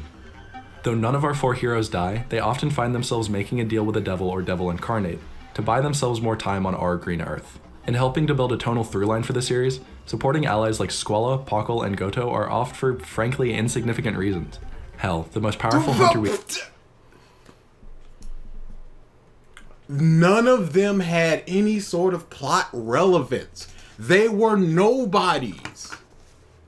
So of course you can kill them. This butler that showed up one time, yeah, let's just kill him. This bodyguard, yeah, let's just kill him to show that this is important and these people are killers. These are nobodies that they're killing. Once you start killing important people, you can start looking like, ooh, could other important people die? Big Cat Girl dying, that... Why am I gonna go, Leorio, he might be dead. We ever had the glory of meeting died in his last fight against Meruan, and an entire arc was built around finding his successor to the chairman position. Additionally, the one... He's saying that's how they're treating death, as opposed to Yu Yu Hakusho, Botan in the bathroom and his classmates coming over and crying and all that, and his mom just being inconsolable. Even like in Kuwabara's sister, when Homeboy died, and it's like they were having this Sakio silent smoking relationship, and that was even just like, oh man. There was so much heartbreak when people were dying. Not just the fact that people are dying, what it means, how the characters are reacting. And receiving the death. Kite came back! Primary example of death reversal in Hunter x Hunter can mirror Yusuke's first passing in both tone and conditional requirements. Yusuke died at the moment Spirit World was actively searching for a spirit detective replacement, and his personality and qualifications just happened to fit the bill. Not only that, but he willingly went along with and passed multiple tests prior to revival, and was indebted to Koenma for the rest of his life thereafter. Kite died at the hands of a species known to allow reincarnation of its prey through their offspring, while wielding a random 1 of 9 weapons granted by his unexplored Nen ability. With all of these conditions met, he faced... Pause! Where was his test? Where was his trusting? Where's his being indebted? This is just, I ate you and you out.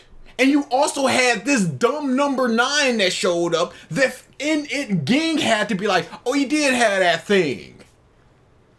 Dude, this is nowhere near the same. Don't act like it is. By his unexplored Nen ability. With all of these conditions met, he faced death head on. Unexplored Nen abilities? Why are you okay with that? Didn't that happen all the time in Yu Yu Hakusho? Unexplored psychic abilities, unexplored demon abilities, but all of a sudden it's the unexplored. Or are you just talking about the fighter themselves is unexplored? But even then, we didn't know what the Kurama could do until he started fighting the 4 Saint Beasts. And was ready for any consequence, but miraculously survived. It is because of these requirements and the complete inability for them to be achieved hereafter that Kite's rebirth does not bastardize the consequences of death. What? Hold on, I gotta hear that whole bull, cause this sounds like whole bullshit. He went along with and passed multiple tests prior to... Okay. Yusuke died at the moment Spirit World was actively searching for a spirit detective replacement, and his personality and qualifications just happened to fit the bill. Not only that, but he willingly went along with and passed multiple tests prior to revival, and was indebted to Koenma for the rest of his life thereafter. Kite died at the hands of a species known to allow reincarnation of its prey through their offspring, while wielding a random 1 of 9 weapons granted by his unexplored Nen ability. With all of these conditions met, he faced death... 2 conditions of they allow resurrection if you become an ant, and we didn't explore his abilities? And he just so happened to get that ability. Because it's a random ability. And you're just fine with this. On and was ready for any consequence, but miraculously Could you go back with that? Ready for any consequence? while wielding a random 1 of 9 weapons granted by his unexplored Nen ability. With all of these conditions met, he faced death head on and was ready for any consequence, but miraculously survived. It is because of these requirements and the complete inability for them to be achieved hereafter that Kite's rebirth does not bastardize the consequences of... He didn't survive, first and foremost. Second, what says that he can't do that anymore? Because it's about his Nen, it's about his personality. The personality is the same, so inherently shouldn't he still have that insight thing? And if he has the sight thing, shouldn't he still have that ability to do so? Dude! in his series. But he... Why did he keep all of his memories? Because the ants, sometimes they get the memories back. Some of them. Like the little ant girl going back to the mama. Yeah. It's like a inlaid thing. It's right like a there. feeling. Yeah. Why did no, he I think get... she had the memory. Why? Because she just got the memories. One of the chameleon dude was just like, yeah, he killed my daddy, and my daddy was that penguin. So yeah, but it wasn't until that happened, and it was just like, yeah, that was my dad once. But does he have all his memories back now? Even if it did, the more than 110 chapters and 7 years that the manga readers assumed he was dead would have been more than enough of a gap for demise to still feel permanent. All of the... No, you're excusing it completely. He was resurrected, but because of these reasons, but you're ascribing it to like Yusuke when it's more like Genkai. But you didn't excuse Genkai. It doesn't matter if the death felt permanent. It wasn't. So at the end of the day, that should be your argument. This death was not permanent. Would it have been fine if Genkai died here and then appeared in the last chapter? And she died in the Dark Tournament and then came back for the last chapter some 60, 70 chapters later. Would that be more excusable? Would that be fine to you? Come, guy! This is to say, death is liberally used as a powerful plot device in both series in order to create a unique aura of risk and tension where necessary. However, Yu Yu Hakusho's willingness and seeming requirement to backtrack on major protagonist death completely Who was a major protagonist that died Hunter, because I would not count Kite, because we've known him for like 7 episodes before he died, if even that. My dude, Gon was a husk. Oh, he's definitely gonna mention it, but the boo-ba-ba. He was brought back within like 6 episodes. Dude.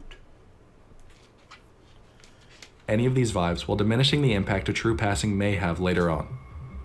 Hunter x Hunter, on the other hand, revels in moments where characters are forced to reason or bargain their way out of tough encounters, and But they don't die! This isn't about death! What are you talking about? You telling me they don't reason or bargain their way out of tough situations in Yu Yu Hakusho? Come on, You're talking about tension versus death flags and reversals and all of that.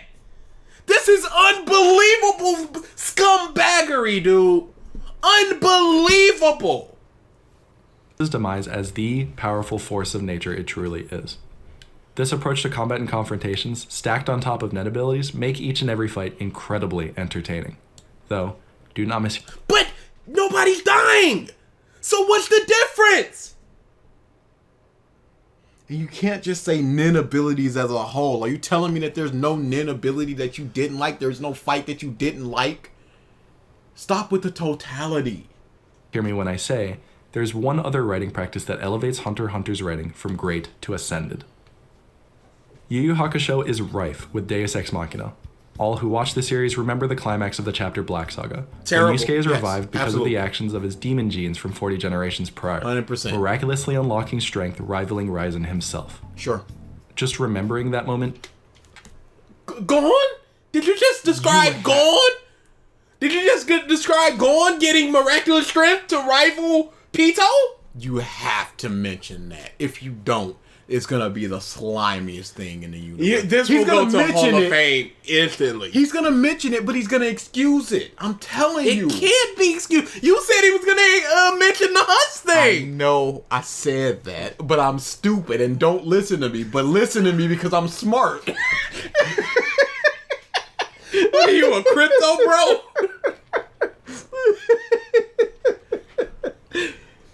he physically repulsed, as the event single-handedly makes what would have been the best arc in the series drop multiple places on my personal saga tier list. It is far and away the most memorable moment of Deus Ex Machina, but you should not be surprised to hear it.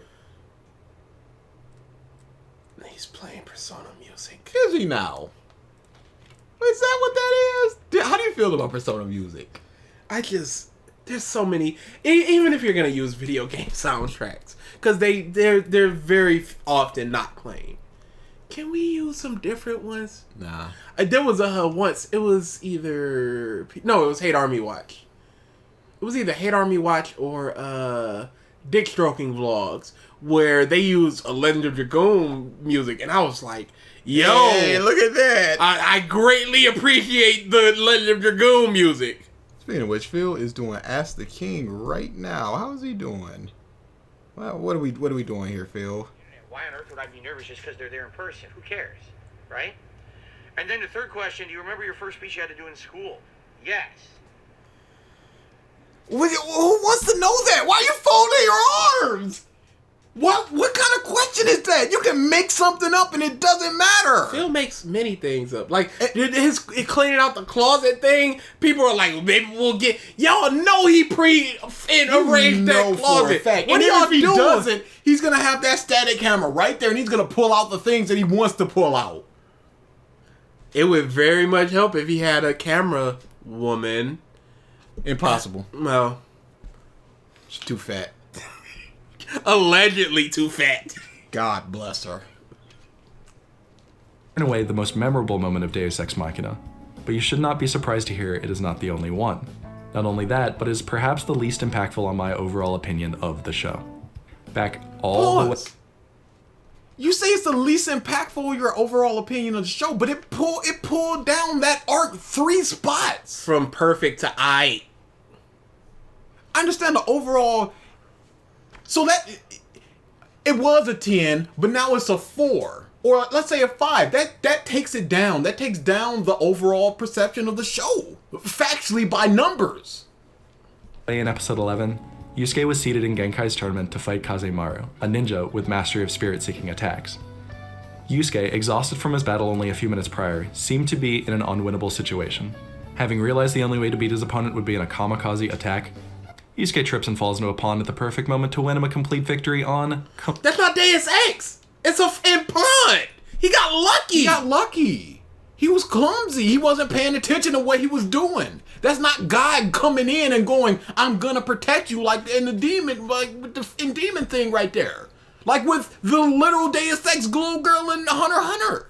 This is not a Deus Ex Machina. You can say that that's a bad moment because he tripped and just like he was gonna kill himself. You can complain about that. Plot convenience. You could call it a plot convenience. Absolutely. But just saying Deus Ex Machina and just cutting the music and womp, womp, womp, womp, womp, that is not a good point. Complete accident. Out of seemingly nowhere, Accidentally winning is not a Deus Ex Machina. Joseph surviving when he meant to kill himself is not a Deus Ex Machina. These people don't know what these words mean. Togashi showed in one fell swoop that he was willing and primed to allow his protagonist to win even if it shatters logic and reason. Logic? He fell into a marsh. And then I think the marsh even came into play in the rando fight. He tripped. He didn't have, oh man, I forgot I had this big super ring or something. Oh, the ring, we reconstructed that ring, but you can only use it when you're fighting a bald guy with a Nazi symbol on his head. Yeah, I know it's the Buddhist thing. It's funny to say the Nazi. That would be like going, Naruto farting is a Deus Ex Machina. That's exactly what it is. Like saying, not... Yeah, it's not a Deus Ex Machina. It didn't come from... It's not some extenuating force. It is a believable thing that can happen. You could say it's a plot convenience. Absolutely. And I will agree with you. I will listen to you saying that that's a plot convenience. I will not sit here and go, Togashi is able, and he's showing that he's willing to do anything to have his characters get a win. Because of a Deus Ex of him tripping. And then What? Can you go back? For what? and if it shatters logic and... Right there, just says that's fine. I'm gonna look up the ninja in Hunter x Hunter. Oh, and see if he looks very much the same. He looks very much the same. I mean, it's just a bald guy. Is your chin square? His chin is square. The eyebrows are different. But this chin is Eyes square.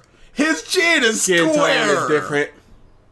Yeah, this is a different character, sir. Okay, fine. There's only so many bald guys out there. I agree. And then 2 episodes later, he does it again. After escaping Rando's grasp by falling into a lake and swimming through the swamp, Yusuke pops up behind the demon and uses the last of his spirit energy in a spirit blast that misses. So he used it again! What's the problem? It was an accident and then he used it on purpose. Its mark. Oh wait, no, it was an Using accident. all of his again. strength from the shot, Yusuke endures a barrage of punches, getting knocked unconscious and put at the mercy of any incantation Rando may choose to chant. However, as soon as Rando starts to utter the spell to shrink Yusuke so that he may break all his bones as he did with Kuwabara, Rando begins to unexpectedly shrink instead. When it is revealed that Yusuke had algae stuck in his ears, and because he couldn't hear the spell it fired back into the user, I audibly From the original falling in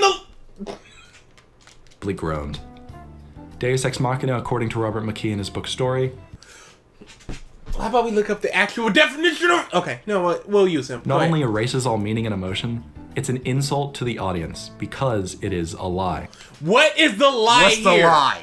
What erased the meaning? He does not have chocolate in his ear. He has algae from the swamp that he was just in. That he learned about thanks to the accident that happened beforehand. What's a lie about tripping? What is illogical about what just happened? How many people come out of the sea hitting their ears to clear out water?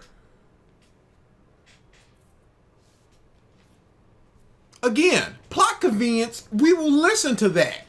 Deus Ex Machina? God in the machine? Jumping in to save the protagonist? No, this is simply not.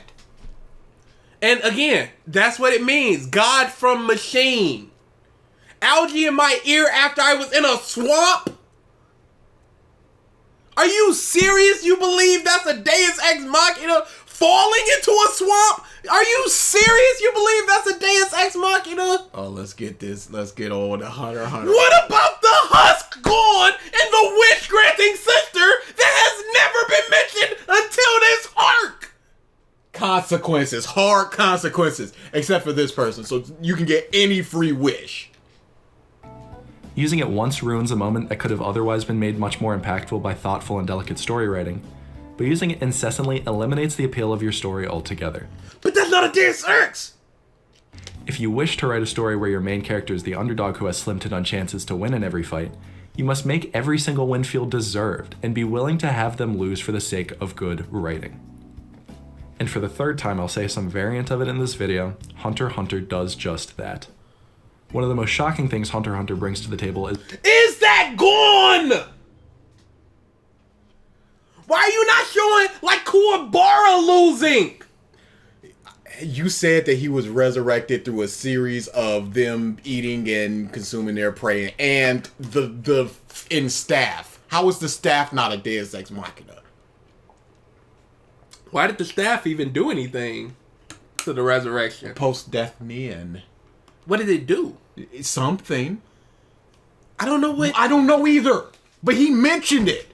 Yeah, I don't know what the staff has to do with his resurrection. I just remember Ging just went, he had something with his number 9 or whatever. its willingness to allow its MCs to taste complete and utter defeat. Main characters? Kite is not a main character. And Gon did not lose. They ran away. Hang on a second. Speed, strength, weapon master. Ah, here we are. Kurama lost in the final fights. He only showed... According to Jing, the crazy slot ability has a number that only comes up when Kite is desperately does not want to die. Its power is so great that Kite managed to reincarnate as Meruo's twin sibling after his death. Was that what that was? Twin sibling? Whatever. But yes. Where did the twin come from? I don't know. I think two babies weren't there. Yeah, I know. That's why I was just like the twin thing. But anyway, let's just disregard that. Okay. But this was a previously unexplained thing that Ging had to be like, hey, this muff told me this is why he came back, because of his staff, and he desperately didn't want to die. We didn't see it. We didn't know about it until this very moment.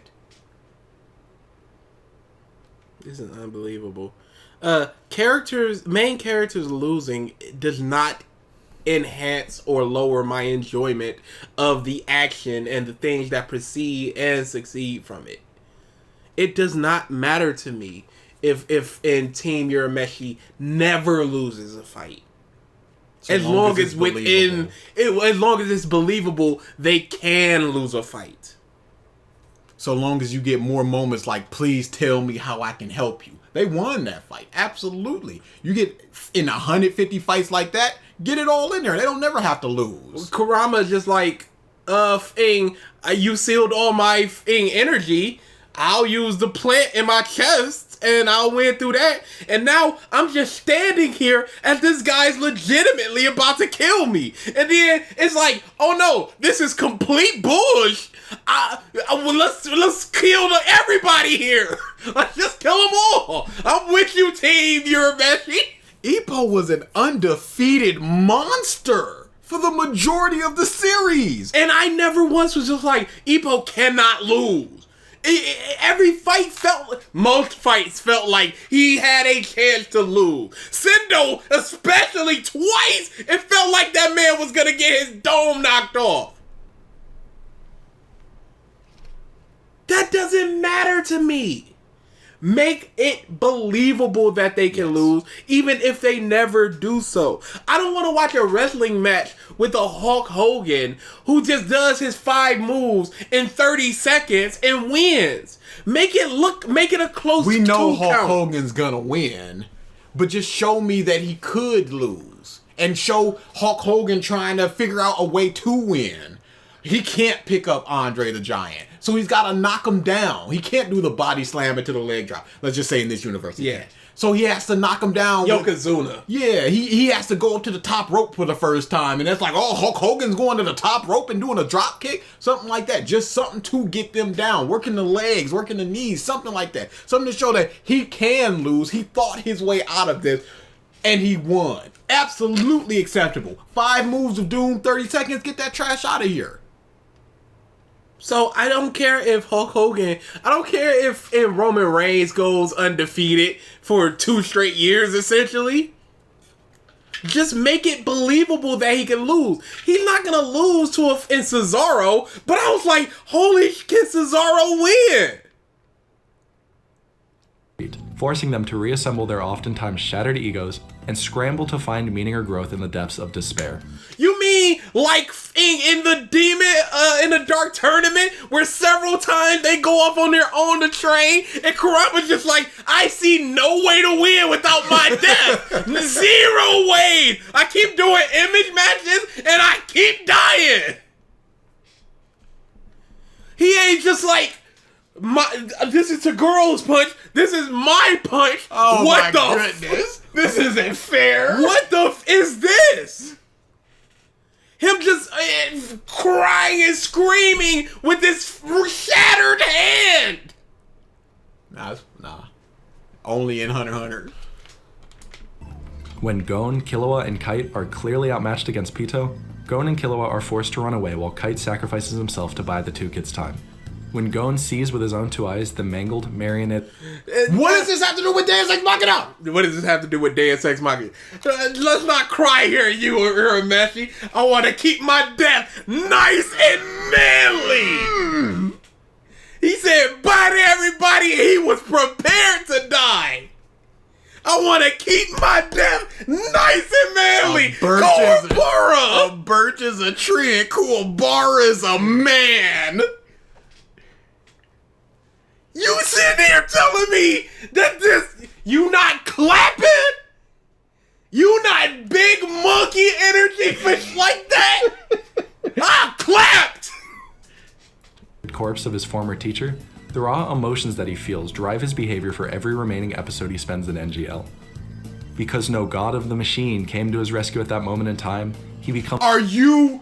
Hey, but when did it come to his rescue? When did it come? It didn't come in that moment, but did it come later, mayhaps? When he was revived? When Gon was revived? Mayhaps? I don't know. Because when Yusuke was like, yo, I'm gonna die against Sensui and that's cool, nothing came at that moment for him either. Took a couple episodes. Comes later. So, are you talking about the time frame? Are you talking about now versus later? What are we talking about? Because it happened. Obsessed with being able to condense and summon unprecedented amounts of power regardless of risk, leading to 2 of the most jaw-dropping scenes in the show, being his faux fight against Moral and his last fight against Pito. How did he get that power? A contract. Apparently. A contract. I will get all the power that I will ever have. Have we seen anybody else in the middle of a battle make a contract? No, I didn't know that was possible.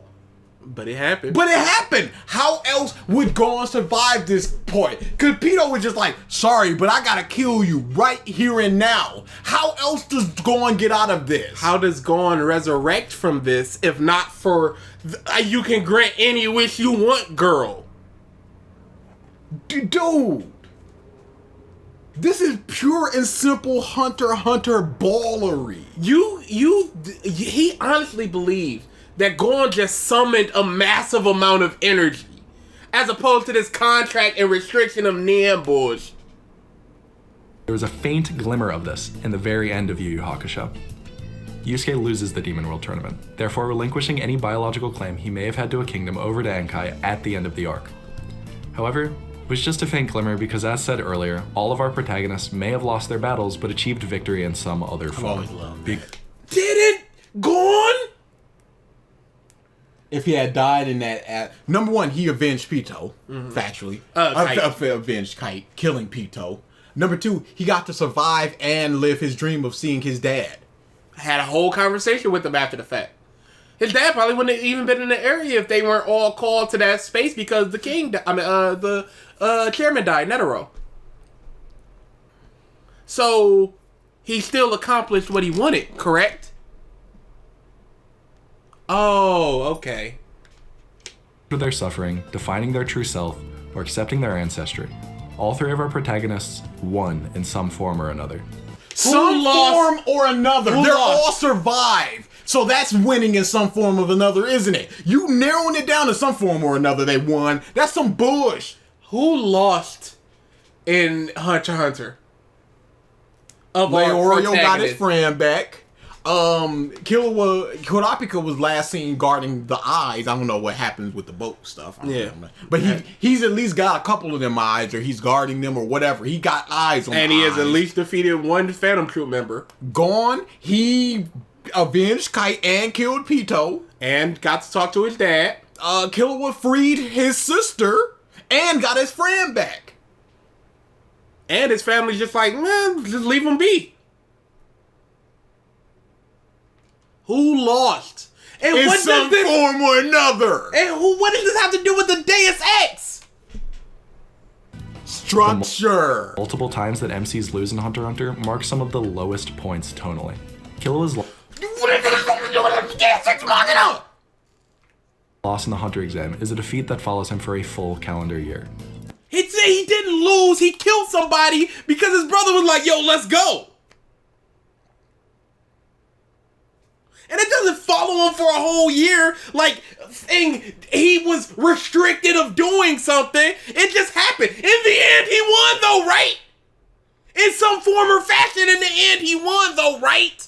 He got just that like the blood out YuYu of his Hakusho. head, and he got to be a hunter. Just like the YuYu Hakusho people, right? In the end, in some form or fashion, he won, correct? Even if it followed him for a year, he still won, correct? This is unbelievable. In the end. Limiting his freedom of travel compared to Gon, and being a painful... When did that come When? into play where it was a hindrance? When was he restricted and going someplace? That they I can't needed go to all the places you can go. But when did it restrict or hurt anything in the story?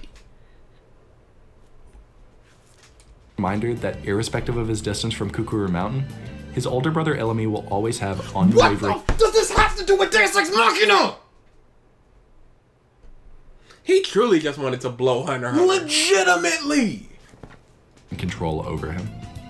No, he Shoren's doesn't. He got the blood out of his head. Oh, wait, hold on. Such an event allowed him to summon the power to remove the manipulation needles lodged deep inside his brain when he was encountering a Nen-wielding Rammet.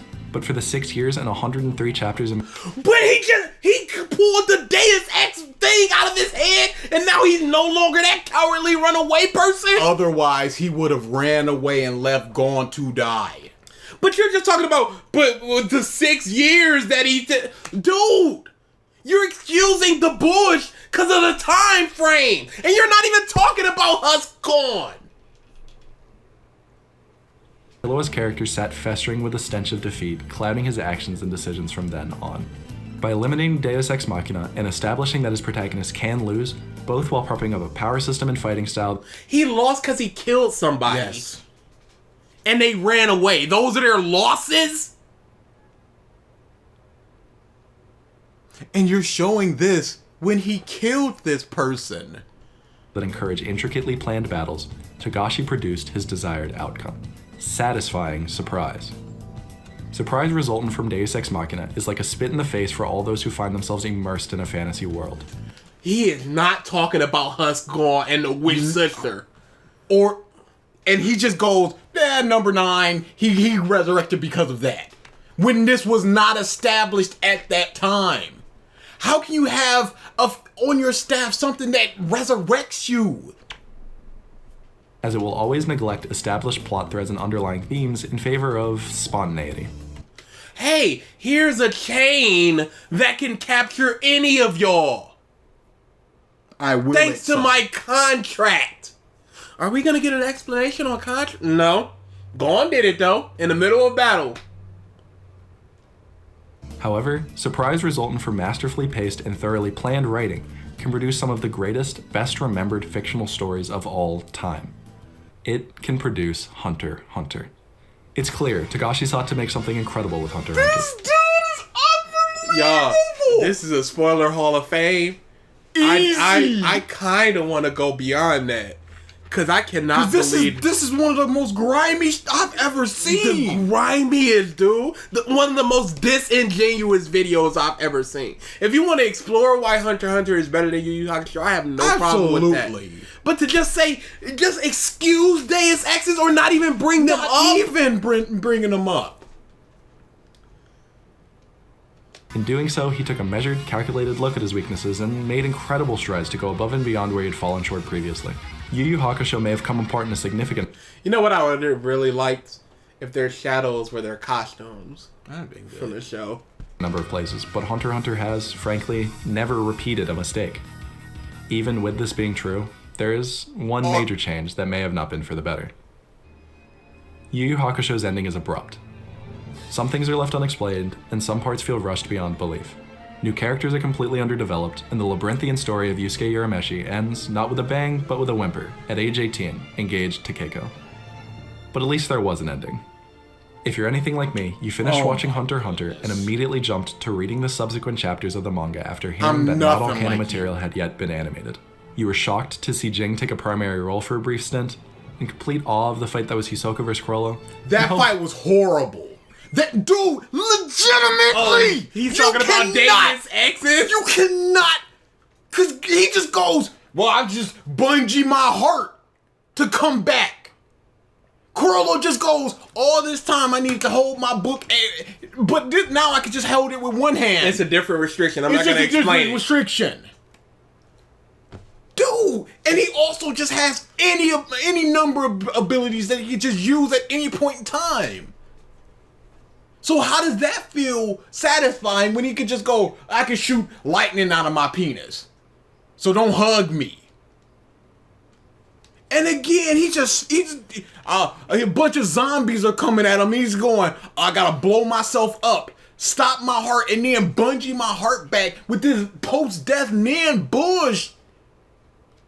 Nobody had done that up until this point. And you're going, it's masterful. In complete awe of the fight that was Hisoka vs. Chrollo, and hopeful for a new, massive plot of the Succession contest. And if you were a lot like me, you would have finished reading all 50 of the new chapters around December of 2018. Now, looking at the hiatus chart for the Hunter x Hunter manga, can you see where I'm going? Yu Yu Hakusho's unsatisfactory ending was something Togashi took note of and is something that he would never do again. However, for all its faults, at least the series concluded. Both Togashi and the viewer were able to move on with their lives in only a few episodes instead of waiting around for years at a time for infrequent batches. Oh, I'm sorry that Togashi is ill and can't produce your punchy, kicky thing. I'm so sorry. This is unbelievable entitlement. At least we got it ended for Yu. Where you at, Togashi-sensei? Chapters. Some may say this is one of the few ways Yu Yu Hakusho is better than Hunter x Hunter, knowing when to call it quits. Sure, looking at Gon and Killua's continuity, their stories have concluded and You're legit showing this and not saying anything about it?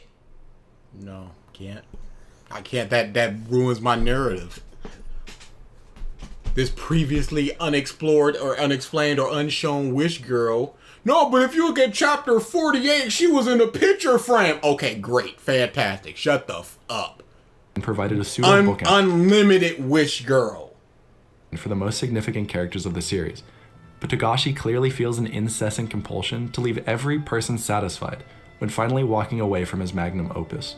He's willing to bring back characters like Leorio, who had blatantly done all they sought to do in their time as a hunter, just to help Kurapika reach his finish line.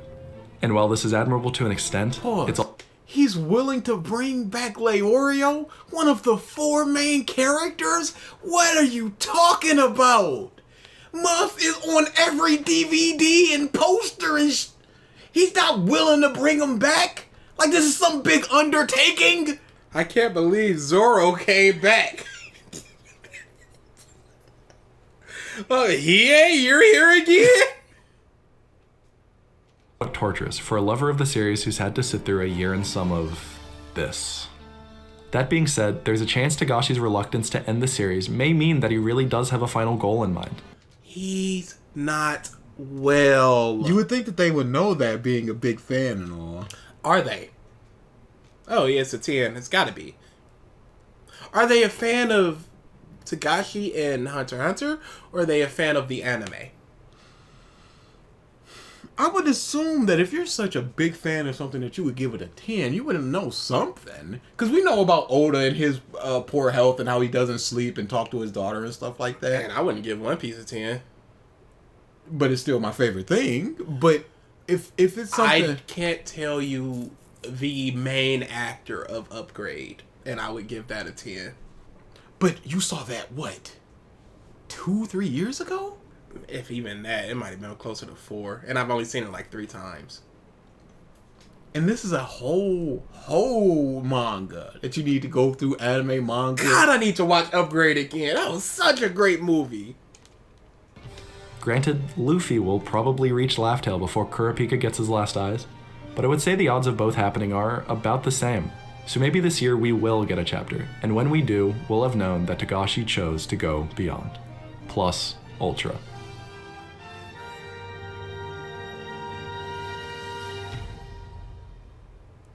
Oh, dude. It was like a 6. It wasn't too bad.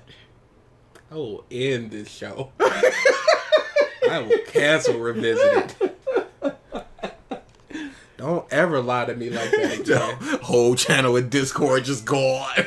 Wait, what the We didn't even know what happened. Yeah, they just hey Mike, have you talked to DA and BG? No, I haven't.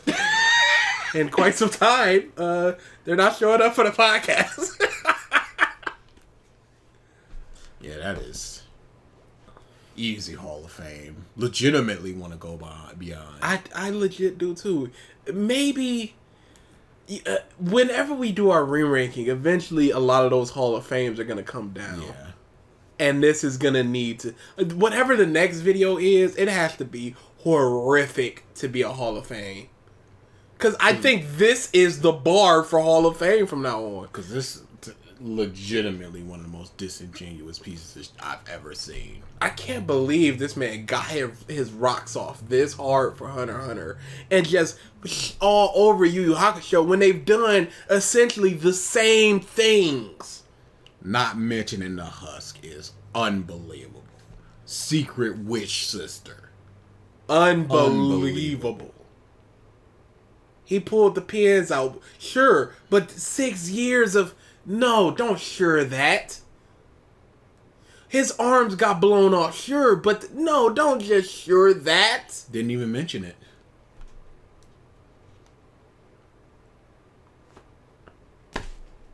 I can't even think of an ending joking type of thing we typically do. This is horrific. It's really, really bad. Especially considering YuYu Hakusho is really, really good. Save for the end half of the chapter Black and onward. I wouldn't even say end half. I'd say end... Not end half. Fifth. End, yeah. And he's just blowing this garbage. Hisoka is an ally, and who knows who else could be one? Who else was one? A bunch of random ants. Didn't even bring up other people that became allies. Nope. Just who knows who else can be one? But, again, EA and Kurama did it. And we're just, like, not even talking about it.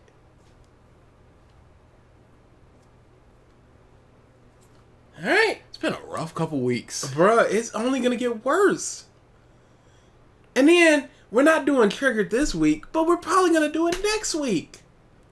That's always a chunker. We're dying! With this Lumen and viewer request month too? Alright. Don't know what we're doing next. Nope. Tune in Saturday. Yep. Or don't. I don't care. No, don't. Actually, don't. Just don't. That's probably the plan. This is horrible. Yeah. I don't even want to go to the comment section. This is don't go to the comment section. Section. We're not doing a... He's doing the comment section. I forgot about that. Somebody called me out on it before. They were just like, you should have went to the comments for Mark. It was. I was like, I was just done after Mark. What are you? What? No, I'm not. I'm done. It's Mark. I'm clocking out. Hey, sweep the floors. I'll sweep it with my dust cloud as I'm running away. Looney Tunes style. You got an extra $50 for me? Because my time's ended. Hunter x Hunter doesn't succeed in what Yu Yu Hakusho failed at, because Hunter x Hunter isn't trying to be the new Yu Yu Hakusho. Both are completely different types of shows and a narrative structure as well as what they offer. Also, if the ending is what you're so desperate for, you should know that Hunter x Hunter has already ended once, with the main character achieving his goal that was set up from the beginning of the series. However, Hunter x Hunter has never been about the ending. It's always been about the discovery-based story about the characters doing their lives. The world story as a whole doesn't need to end. Sure. Shut up. Kuwabara is probably a transmuter. I'll take Yu Yu Hakusho over Hunter x Hunter any day. Thank you so much. Who is that person? Give him a shout out. Well, maybe you can help me out with this one. Suna Yoshi, Yep. Sawada? Sawada, yep. Tsunayoshi Sawada. Good on you. Hunter x Hunter blurs the line between good and evil, hero and villain, while Yu Yu Hakusho does not. Did you watch Yu Yu Hakusho Toguro? The chapter Black arc was entirely about this, and even by the end, Yusuke accepts that some demons need to feed off humans because that's their physiology. There is not a single prominent demon villain due to these themes. The only demon villains were in the shorter arcs, and Yomi definitely doesn't count. And as others mentioned, Netero's bomb was a big Deus Ex Machina, and Aluka, the little sister, is one of the biggest in anime history. Did the guy respond? No, I definitely looked at it. Wow, they are killing him in the comments. Aluka is hinted to be paying for healings with her lifespan as she gets tired after healings, and as Killua says that she demands a high price for selfish wishes. So naturally she pays the price for selfish wishes, as she is a reflection of the wisher, a metaphor for children being shaped by significant others. This is unbelievable scumbaggery trying to read into this book. The Rose is also not a Deus Ex Yo, Machina you either. lying sack of garbage! You ball-sucking sack of garbage! You nut goblin sack of garbage! We see a missile in Meteor City back. Alright, we're done. No, I don't even want to hear the rest of it. Oh no, the mouth went open. Oh no. We see a missile in Meteor City back in York New, and Uvo is described as wanting to make a Big Bang impact as powerful as a nuke back in York New. This was long foreshadowed, as Netero saying someone would have to be sacrificed. The miniature Rose is also foreshadowed by the bomber's Genthro's little flower. Bara's name, the same kanji for Rose, and Sub wearing a shirt with a heart graphic, same as Netero's lucky shirt that says heart in kanji on his chest. You don't know what a Deus Ex means. This is unbelievable. It was foreshadowed because another person said the word flower. Because another Are person you said having a laugh? I cannot believe this. People. What did the series talk about it? No. Hunter x Hunter did have power levels. Knuckles told us Morels and Yuppies. Oh yeah, he sure did. Hunter x Hunter has a pretend death with Hisoka, Gon, and Kite. There are Deus Ex Machinas, but it comes at a great price. Pito I don't care. It's Deus Ex. I don't care. Legitimately. They're killing him in this comment section. I am so happy about it. They are murdering this man. Yeah, that's Alright then. Yep, we're out. Hopefully they said they fixed our internet, so hopefully I just unplug this modem and plug it back in and we're back up and running. Otherwise we're gonna cry. I got stuff to do that I can. I have so many games downloaded that I can get. Alright,